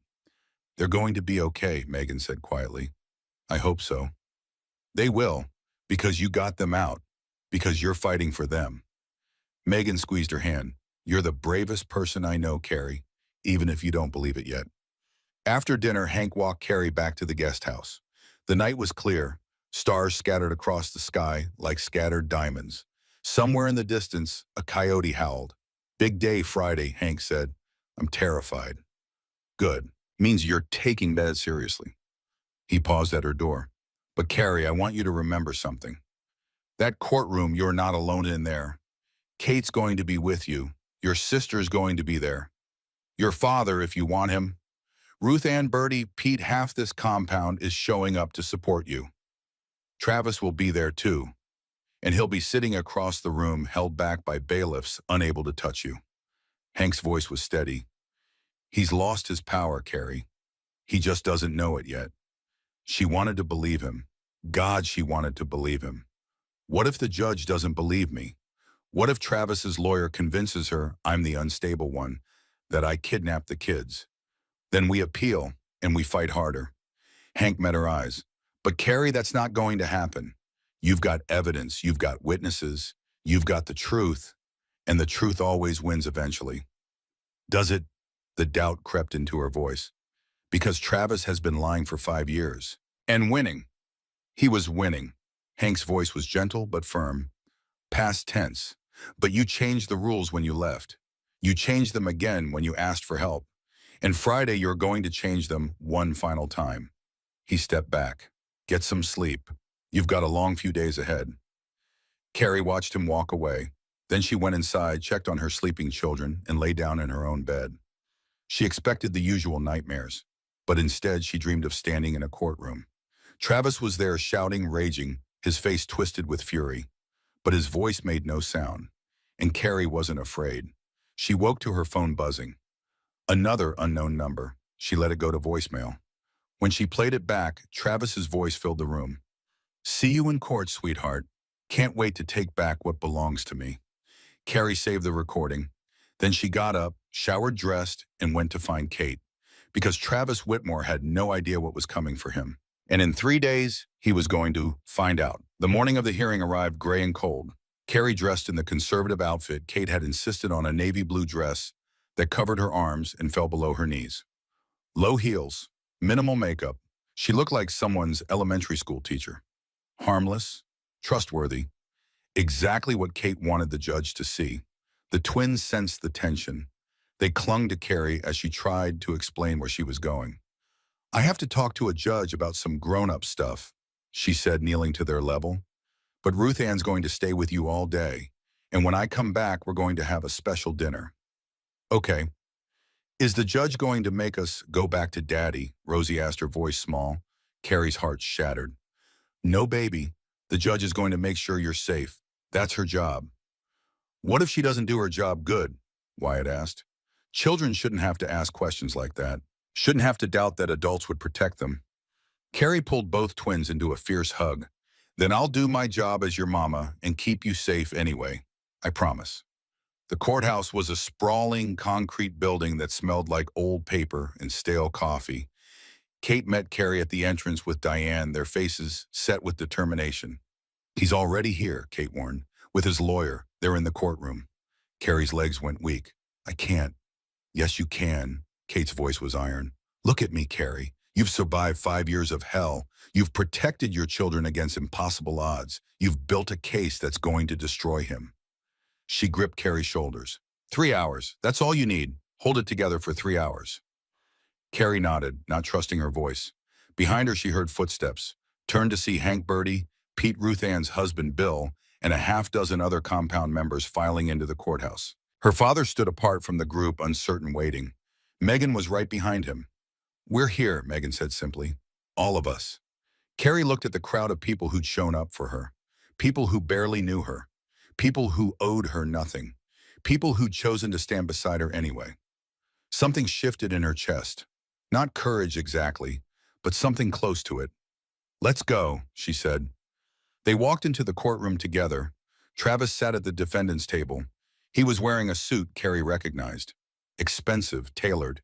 His hair was neatly trimmed, his face arranged in an expression of wounded innocence. When he saw her, his mouth curved into a smile, the smile that used to make her blood freeze. "Don't look at him. Look at him," Kate murmured. "He's trying to intimidate you. Don't give him the satisfaction." Carrie forced her eyes forward, took her seat, and waited for the judge. Judge Margaret Wheeler entered 5 minutes later. A woman in her 60s with steel-gray hair and eyes that missed nothing. She surveyed the courtroom with the air of someone who'd seen every trick in the book and wasn't impressed by any of them. "This is an emergency custody hearing in the matter of Whitmore versus Whitmore," she began. "I've reviewed the preliminary filings. Ms. Holloway, you may present your opening statement." Kate stood and began to dismantle Travis Whitmore's life. She laid out the case methodically. The years of abuse, the escalating violence, the incident with Wyatt that had finally driven Carrie to flee. She presented Pete's medical documentation, photos of the sabotaged fuel line, Megan's recordings, witness statements from the compound members. She painted a picture of a dangerous man who'd used his charm and connections to evade consequences while terrorizing his family. Travis's lawyer, a slick man named Henderson, countered with a story of a devoted father wrongfully separated from his children by an unstable wife who'd fallen under the influence of a motorcycle gang. He claimed Carrie had mental health issues, that she'd always been paranoid, that Travis had spent 5 years trying to help her get treatment. Carrie listened to him twist the truth and felt rage building in her chest. This was what Travis did. This was how he won. He lied so smoothly, so convincingly, that people believed him. But then Kate called her first witness. Megan took the stand and told the judge about the bruises, the fearful phone calls, the way Travis had systematically isolated Carrie from everyone who loved her. She played the audio recordings. Travis's voice, clear and vicious and absolutely damning, filled the courtroom. "You worthless piece of garbage. You think anyone's going to believe you? You think anyone cares what happens to you? You're nothing. You're nobody. And if you ever try to leave me, I'll kill you. Do you understand me? I'll kill you, and I'll take those kids somewhere you'll never find them." The recording ended. The courtroom was silent. Henderson objected, called the recordings inadmissible, claimed they'd been doctored. Judge Wheeler overruled him. "These recordings will be authenticated by an expert," she said coolly. "Until then, I'll allow them as preliminary evidence." Pete testified next, walking the judge through his medical findings with professional precision. Then Diane presented evidence Kate's investigator had uncovered. 3DU is on Travis's record that had been expunged through a contact in the Oklahoma Police Department. 2 assault charges that were dropped when the victims mysteriously recanted. And most damning of all, a restraining order filed by Travis's first wife, 6 months before she disappeared. Objection. Henderson was on his feet. The disappearance of Mr. Whitmore's first wife was investigated and closed. There's no evidence of wrongdoing.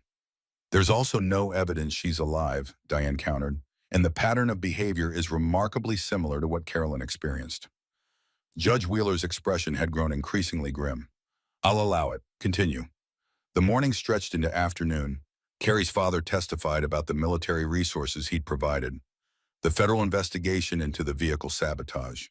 Ruth Ann and Bertie described Carrie's condition when she'd arrived at the compound, malnourished, terrified, desperate. Hank spoke about the security measures they'd implemented, Travis's surveillance of the property, the way he'd fled when police tried to serve the protection order. Through it all, Travis sat perfectly still, his face a mask of wounded dignity, But Carrie saw the signs others might miss. The way his jaw clenched when Megan played the recordings. The white-knuckle grip on the table edge when Pete described Wyatt's injuries. The flash of pure rage in his eyes when Hank testified. He was losing control, and Travis Whitmore without control was a ticking bomb. Finally, Kate called Carrie to the stand. Her legs shook as she walked to the witness box. She placed her hand on the Bible, swore to tell the truth. And for the first time in 5 years, she was finally going to do exactly that. Kate guided her through the testimony with careful questions, each one designed to paint a picture, to build a narrative, to show the judge exactly what kind of man Travis Whitmore really was. Carolyn, can you describe the first time your husband physically hurt you? Carrie gripped the armrests of the witness chair. Her knuckles went white, but her voice stayed steady. Wyatt was 6 months old. He had colic. He'd been crying for hours, and nothing I did could soothe him. Travis came home from work. He'd lost his job that week, though. I didn't know it yet, and he'd been drinking. She paused, swallowed. He told me to shut the baby up. I said I was trying. He grabbed my arm and shook me so hard I nearly dropped Wyatt. Then he shoved me against the wall and told me if I couldn't keep my own child quiet, I was worthless as a mother. Did he leave marks? Bruises, 5 of them. Perfect finger-shaped bruises on my upper arm. Carrie's voice dropped. I wore long sleeves for 2 weeks until they faded. Did you report this incident to anyone? No. Why not? Because I thought it was my fault.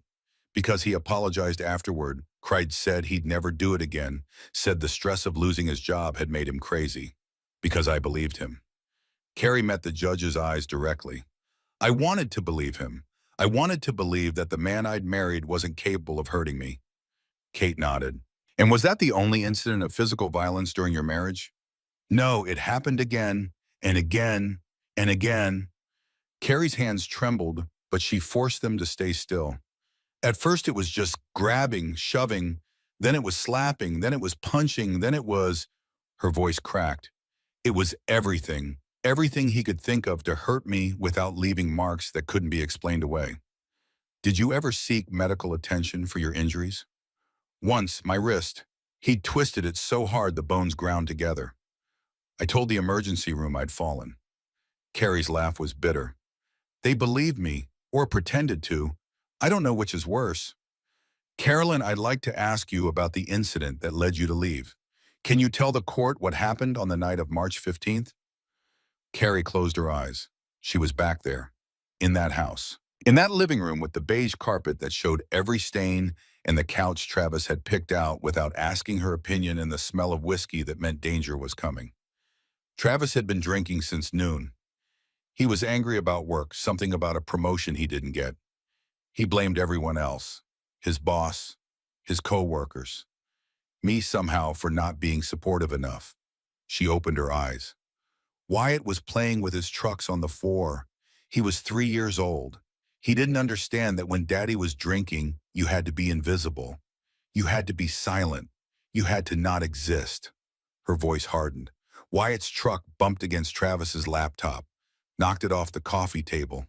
The screen cracked.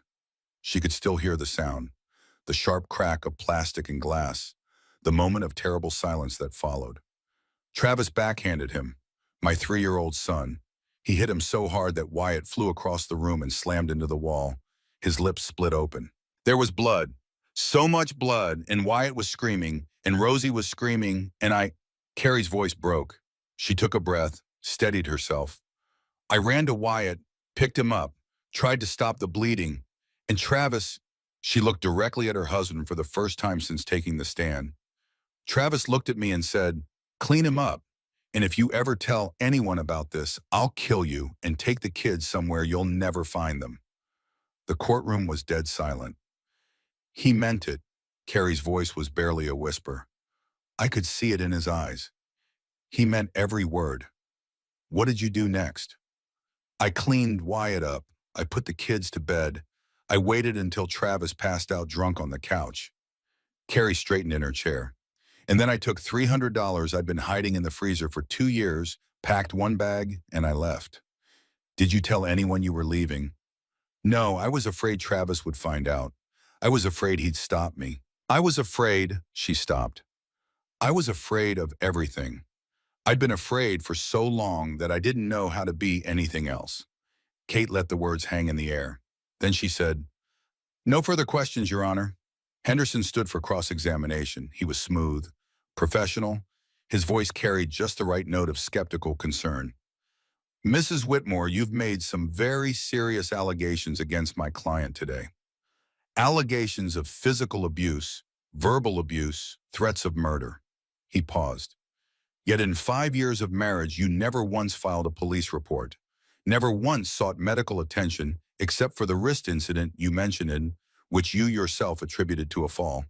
Never once told a friend, a family member, a coworker, anyone at all about this alleged abuse." He leaned forward. "Isn't it possible that these incidents have been exaggerated, perhaps even fabricated entirely?" "No, no." Henderson raised an eyebrow. "You expect this court to believe that for 5 years you suffered systematic abuse at the hands of my client, and yet you left no evidence whatsoever. No photographs, no journal entries, no contemporaneous documentation of any kind." "I was too scared to document anything." Carrie's voice was steady. "Travis checked my phone, my computer, my purse. He controlled everything. If he'd found evidence that I was building a case against him, he would have what Mrs. Whitmore killed me." Henderson smiled thinly. "That seems rather dramatic, don't you think? His first wife filed a restraining order against him. 6 months later, she disappeared." Carrie met Henderson's eyes without flinching. "That's not dramatic. That's a pattern." Henderson's smile flickered. "The disappearance of my client's first wife was investigated thoroughly. No charges were ever filed. No charges were filed because they couldn't find her body." "Objection!" Henderson's voice sharpened. "The witness is speculating." "Withdrawn," Kate's voice was calm. "But the question of Mr. Whitmore's first wife is already part of the evidentiary record." Judge Wheeler nodded. "Continue, Mr. Henderson." Henderson shifted tactics. "Mrs. Whitmore, let's talk about your current living situation. You're residing at a compound belonging to a motorcycle club. Is that correct?" "Yes.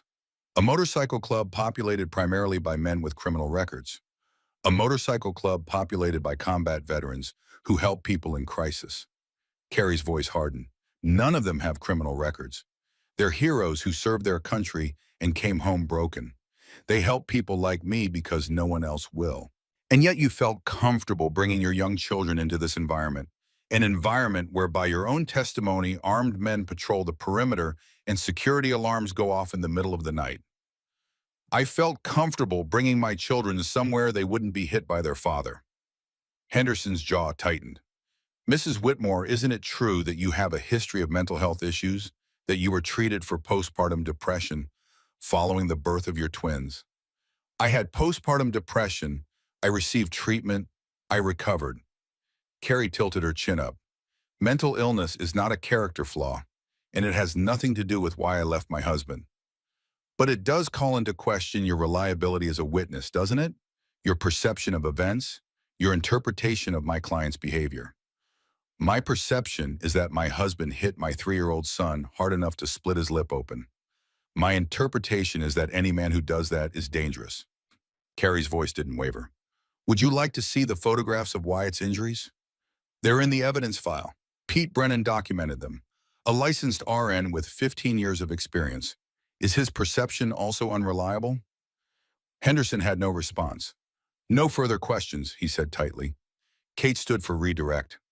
"Carolyn, Mr. Henderson suggested that your history of postpartum depression affects your credibility. Can you explain to the court how your mental health treatment actually unfolded?" "I was diagnosed 6 weeks after the twins were born. My doctor prescribed medication and therapy. I attended every appointment. I took every pill.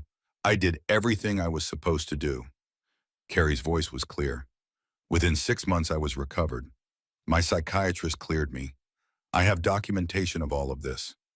"And during this time, was your husband supportive of your treatment?" Carrie laughed bitterly. "Travis told me I was weak, that real women didn't need medication to handle motherhood, that his mother raised 4 children without ever complaining. She paused. He flushed my antidepressants down the toilet twice. I had to hide them in a tampon box so he wouldn't find them. So your husband actively sabotaged your mental health treatment? Yes. And yet Mr. Henderson suggests that your mental health history makes you an unreliable witness. Carrie met the judge's eyes. I'm not unreliable. I'm not unstable. I'm a woman who survived 5 years of abuse from a man who did everything in his power to break me. And I'm still here. I'm still fighting. I'm still protecting my children. Her voice strengthened. Travis Whitmore is a monster. He hides it well. He's charming and handsome and knows exactly what to say to make people believe him. But underneath all of that, he's cruel, he's violent, and he's dangerous. She looked at Travis directly. For the first time in 5 years, she wasn't afraid of him. I'm not asking this court to take my word for it. I'm asking this court to look at the evidence, the medical records, the photographs, the recordings, the pattern of behavior that stretches back years. She turned back to Judge Wheeler. My children deserve to grow up without fear. They deserve a mother who can protect them. And they deserve a court system that sees through the lies and does the right thing. Kate smiled slightly. No further questions. Judge Wheeler called a 15-minute recess.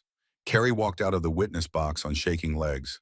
Megan caught her immediately, pulling her into a fierce hug. You were amazing, her sister whispered. You were so incredible. I'm so proud of you. I feel like I'm going to throw up. That's the adrenaline. Come on, let's get you some water. In the hallway, the compound members surrounded her like a protective wall. Hank pressed a bottle of water into her hand. Ruth Ann squeezed her shoulder. Pete gave her a thumbs up. You did good, Hank said quietly. Real good. Is it enough? It's more than enough. You told the truth. That's all you can do. Carrie drank the water and tried to steady her breathing. 15 minutes, then closing arguments, then the judge would decide. Everything she'd fought for, everything she'd survived, came down to the next hour. The recess ended. Everyone filed back into the courtroom. Kate delivered her closing argument with the precision of a surgeon. Your Honor, what we have here is not a case of he said, she said. This is a case with overwhelming evidence, medical documentation of injuries, audio recordings of threats, photographic evidence of vehicle sabotage, witness testimony from multiple credible sources. She paused. Travis Whitmore is not a devoted father wrongfully separated from his children. He is an abuser, a manipulator, a man who has spent years terrorizing his wife and children while hiding behind a mask of charm and respectability. Kate's voice hardened. His first wife filed a restraining order and then disappeared. His second wife fled in terror with their children. The pattern is clear. The danger is real, and this court has the power and the responsibility to protect these children from a man who has demonstrated repeatedly that he is willing to hurt them. She looked at Judge Wheeler.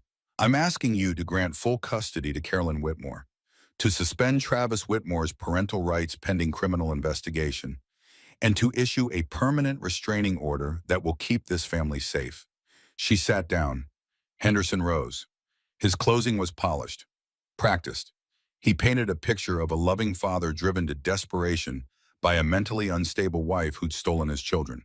He questioned the credibility of the evidence. He suggested that Carrie had been manipulated by the motorcycle club members into making false accusations. But even as he spoke, Carrie could see that Judge Wheeler wasn't buying it. The judge's expression had grown colder with every word. Her eyes kept flicking to Travis, to the carefully composed mask he wore with something that looked like recognition. She'd seen men like him before, and she knew exactly what they were capable of. Henderson finished. The courtroom fell silent. Judge Wheeler took a long moment to review her notes. Then she looked up. I've presided over family court for 23 years, she said. I've seen hundreds of custody cases, and I've learned to recognize certain patterns. Her gaze fixed on Travis. Mr. Whitmore, your testimony today was polished, practiced. You knew exactly what to say and how to present yourself to appear sympathetic. She paused. But what you don't seem to understand is that I've heard it all before. From men just like you, men who charm and manipulate and convince everyone around them that they're the victims. Travis's mask flickered, just for a second, but Carrie saw it, and so did Judge Wheeler. Mrs. Whitmore, on the other hand, was raw, honest, terrified. The judge's voice softened slightly. She couldn't hide her pain because she wasn't trying to. And that, combined with the substantial evidence presented by her counsel, tells me everything I need to know about the truth of this situation. She picked up her gavel. I'm prepared to issue my ruling. And that's when Travis exploded. He was on his feet before anyone could react. His chair crashed backward, his face contorted with rage, the real rage that Carrie knew so well, the rage he'd hidden from everyone else for years. "You can't do this." The words ripped out of him like a primal scream. "Those are my children, mine. She stole them from me." Bailiffs rushed forward. Travis shoved one of them aside like he weighed nothing. "I'll find you, Carrie." He was pointing at her now, his finger jabbing through the air like a weapon. "Do you hear me? I'll find you and those kids, and I'll make you pay for this." Two more bailiffs grabbed him. He fought them. Actually fought them. His elbow connected with one bailiff's jaw. His foot caught another in the shin. It took 4 men to wrestle him to the ground, and even then he kept screaming. "This isn't over. You think this is over? I'll kill you. I swear to God, I'll kill you and everyone who helped you. Do you hear me?" Carrie sat frozen in her seat, but she wasn't afraid. For the first time in 5 years, she wasn't afraid. Because the man thrashing on the ground wasn't the all-powerful monster who'd haunted her nightmares. He wasn't the smooth charmer who'd fooled everyone. He wasn't the calculating predator who'd controlled every aspect of her life. He was pathetic, small, desperate. A bully who'd lost his power and couldn't handle it. The bailiffs hauled Travis to his feet. His suit was rumpled. His hair was disheveled. His face was red and twisted with fury. And Judge Wheeler watched it all with cold, impassive eyes. "Mr. Whitmore," she said, her voice cutting through his continued shouting like a knife through butter. "You've just committed contempt of court assault on officers of the court and made terroristic threats against your wife in front of multiple witnesses and a sitting judge." Travis stopped struggling. For the first time, something like fear flickered across his face. "Take him into custody," Judge Wheeler ordered. "He'll be held pending additional charges." The bailiffs dragged Travis toward the side door. He twisted around, trying to see Carrie one last time. "This isn't over," he snarled. "You'll never be safe. Never. I'll find you. I'll always find you. You're mine, Carrie. You'll always be." The door slammed shut behind him, cutting off his voice, cutting off 5 years of terror, cutting off everything he'd ever made her believe about herself. The courtroom was silent. Judge Wheeler took a breath. "Well," she said dryly, "I believe Mr. Whitmore just made my ruling significantly easier." She looked at Carrie. "Ms. Whitmore, please stand." Carrie rose on legs that felt like water. "Based on the evidence presented in this hearing and based on the behavior I've just witnessed, I am issuing the following orders." Judge Wheeler's voice was formal, official, but there was warmth beneath the formality. "Full legal and physical custody of the minor children, Rosie Whitmore and Wyatt Whitmore, is hereby granted to their mother, Carolyn Whitmore. This order is effective immediately." Carrie's knees buckled. Megan caught her.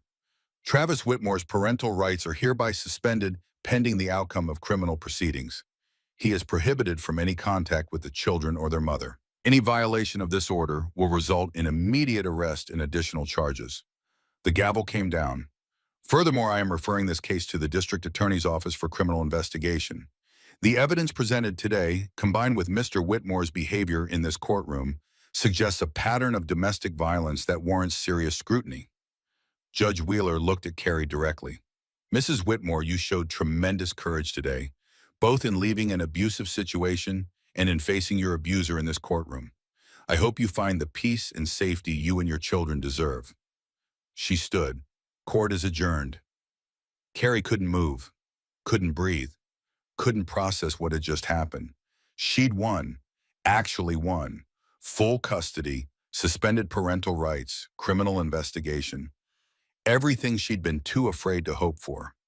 Megan was crying and hugging her. Kate was shaking her hand and saying something about paperwork. Her father was hovering awkwardly at the edge of the group, tears streaming down his weathered face. And through it all, Carrie felt strangely numb, empty, like she'd been holding something heavy for so long that now that she'd set it down, she didn't know how to exist without the weight. Hank appeared at her side. "Hey," he said quietly. "You okay?" "I don't know." Carrie's voice sounded far away. "I don't know what I feel." "That's normal. You've been in survival mode for years. Your body doesn't know how to process safety yet." He paused. "But Carrie, you did it. You won. You're free." Free. The word felt foreign, impossible, like a language she'd forgotten how to speak. "The kids," she said suddenly. "I need to see the kids." "Ruth Ann's bringing them. Should be here any minute." Carrie pushed through the crowd of well-wishers and supporters, past Kate, who was already on her phone with someone from the DA's office, past her father, who reached out as if to touch her, but pulled back at the last moment, past the bailiffs and the court reporter and the curious spectators who'd wandered in to watch the drama unfold. She burst through the courthouse doors into the afternoon sunlight, and there they were. Ruth Ann's car was just pulling up to the curb. The back door flew open before the vehicle had fully stopped, and Rosie came tumbling out, her pigtails flying. "Mama! Mama!" Carrie dropped to her knees on the courthouse steps. Rosie crashed into her arms. Then Wyatt was there too, his small body slamming into hers with enough force to knock her backward. She held them, both of them, her babies, her everything, and for the first time in 5 years she cried. Not the quiet, hidden tears she'd learned to suppress. Not the silent sobbing in the shower where Travis couldn't hear.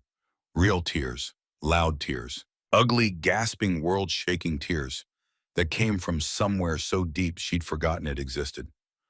"Mama, why are you crying?" Rosie's small hand patted her cheek. "Are you sad?" "No, baby." Carrie laughed through her tears. "I'm happy. I'm so happy." "Did the judge do her job good?" "Yes, sweetheart. The judge did her job very good." Behind her, the courthouse doors opened. The compound members filed out. Hank, Bertie, Pete, Colt, and a dozen others. They formed a loose circle around Carrie and her children. Not threatening, protective, a wall of leather and steel and loyalty. Megan knelt beside her sister. "It's over, Carrie. It's really over." "I know." Carrie wiped her eyes. I can't believe it. After everything, after all these years." "Believe it," Hank's voice cut through her spiral. "And start thinking about what comes next. Because you've got a whole life ahead of you now. A life without fear." A life without fear. The concept seemed almost impossible. But looking at her children, at their bright eyes and innocent smiles, Carrie realized it was true. She was free, and nothing would ever take that freedom away again. 6 months later, Carrie stood in the doorway of her new apartment. It wasn't much. A two-bedroom unit in a quiet complex about 3 miles from the compound. Close enough to visit daily, far enough to feel like her own space.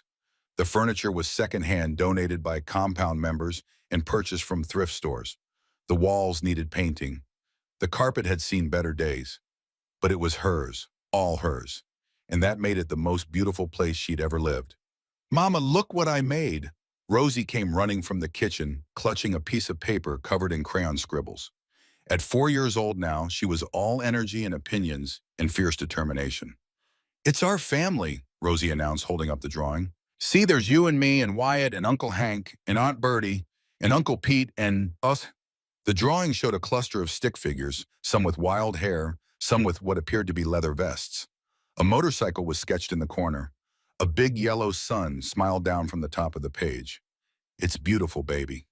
Carrie knelt down to examine it properly. "Who's this one with the tall hat?" "That's Grandpa Earl.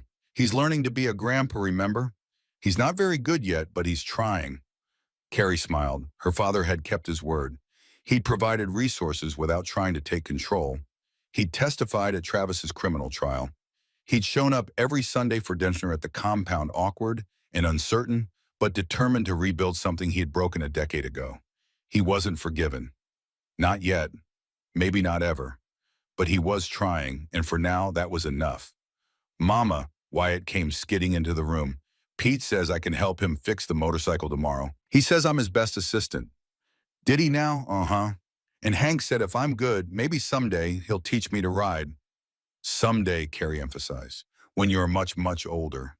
"How much older?" "At least 30. "Mama," Wyatt's outrage was theatrical. "That's forever." "That's the point."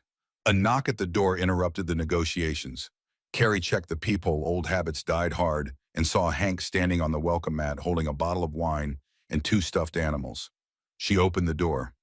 "Welcome home," he said. The words hit her harder than she expected. Home. This was home now, not a borrowed room in someone else's compound, not a cage masquerading as a house, not a temporary stop on the road to somewhere else. Home. "Come in," Carrie said. "Everyone's almost here." The apartment filled up quickly. Bertie arrived with a casserole and a bottle of hot sauce. Pete brought his guitar and a bag of candy for the kids. Ruth Ann and her husband Bill carried enough food to feed an army.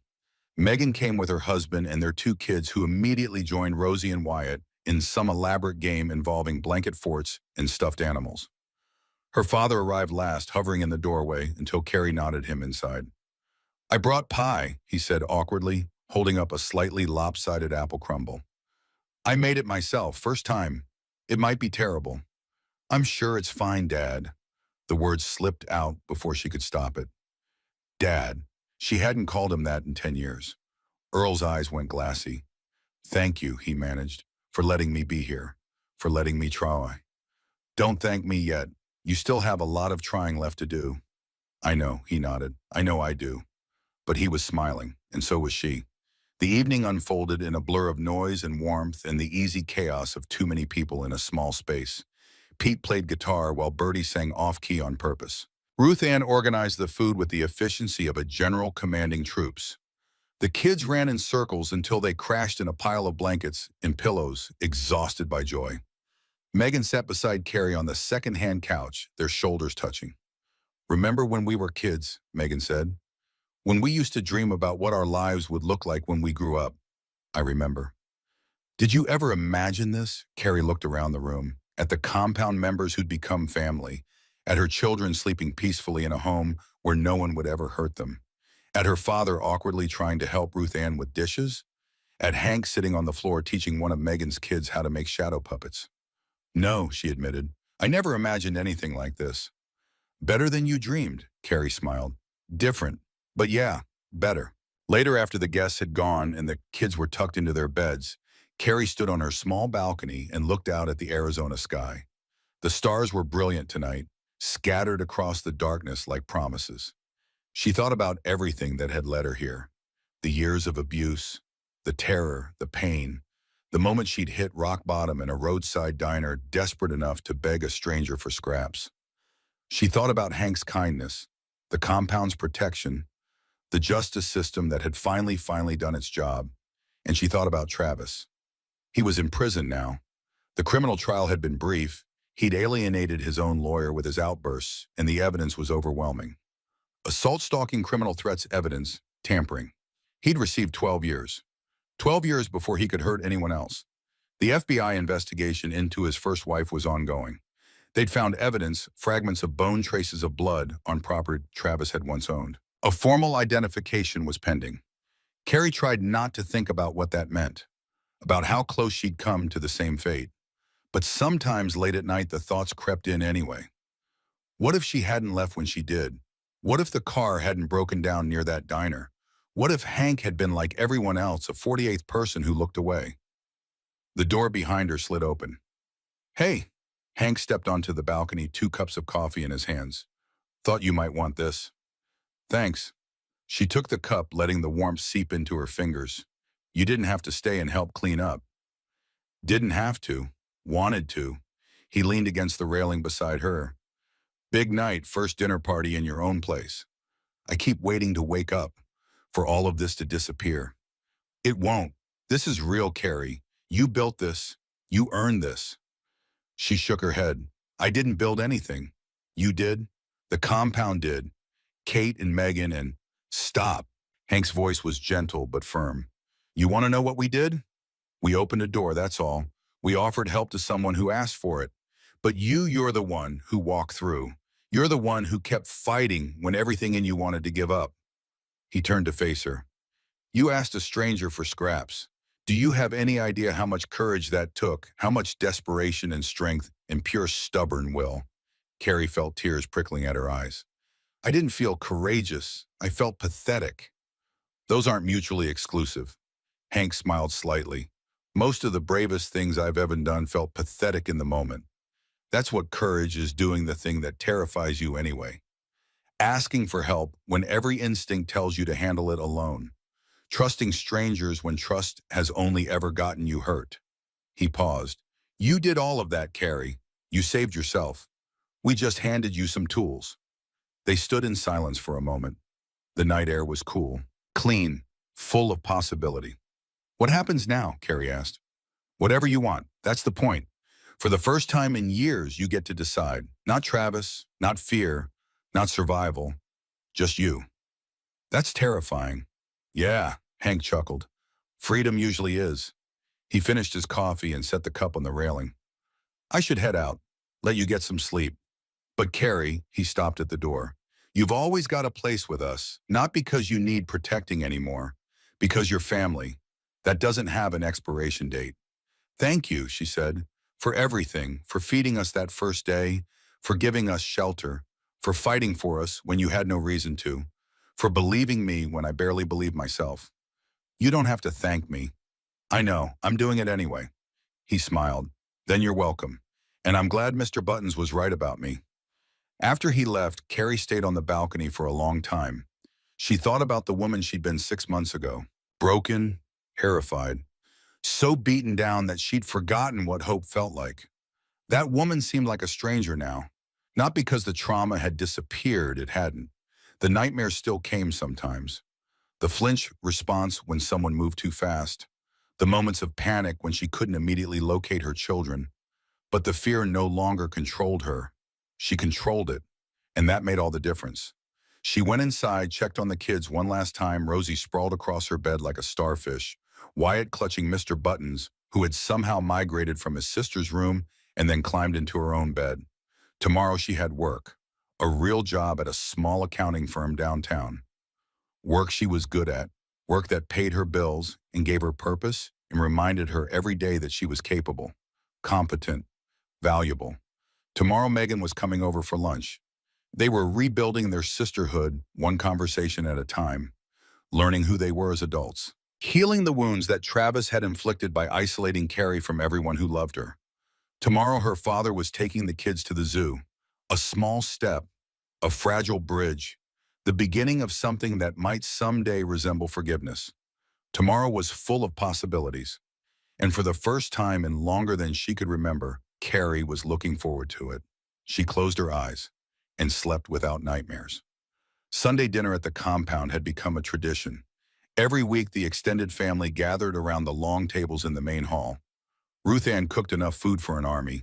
The kids ran wild while the adults talked and laughed and shared the small victories and struggles of their weeks. Carrie looked forward to it more than she'd ever admit. This Sunday was special. It had been exactly 1 year since she'd walked into that diner and asked a stranger for scraps.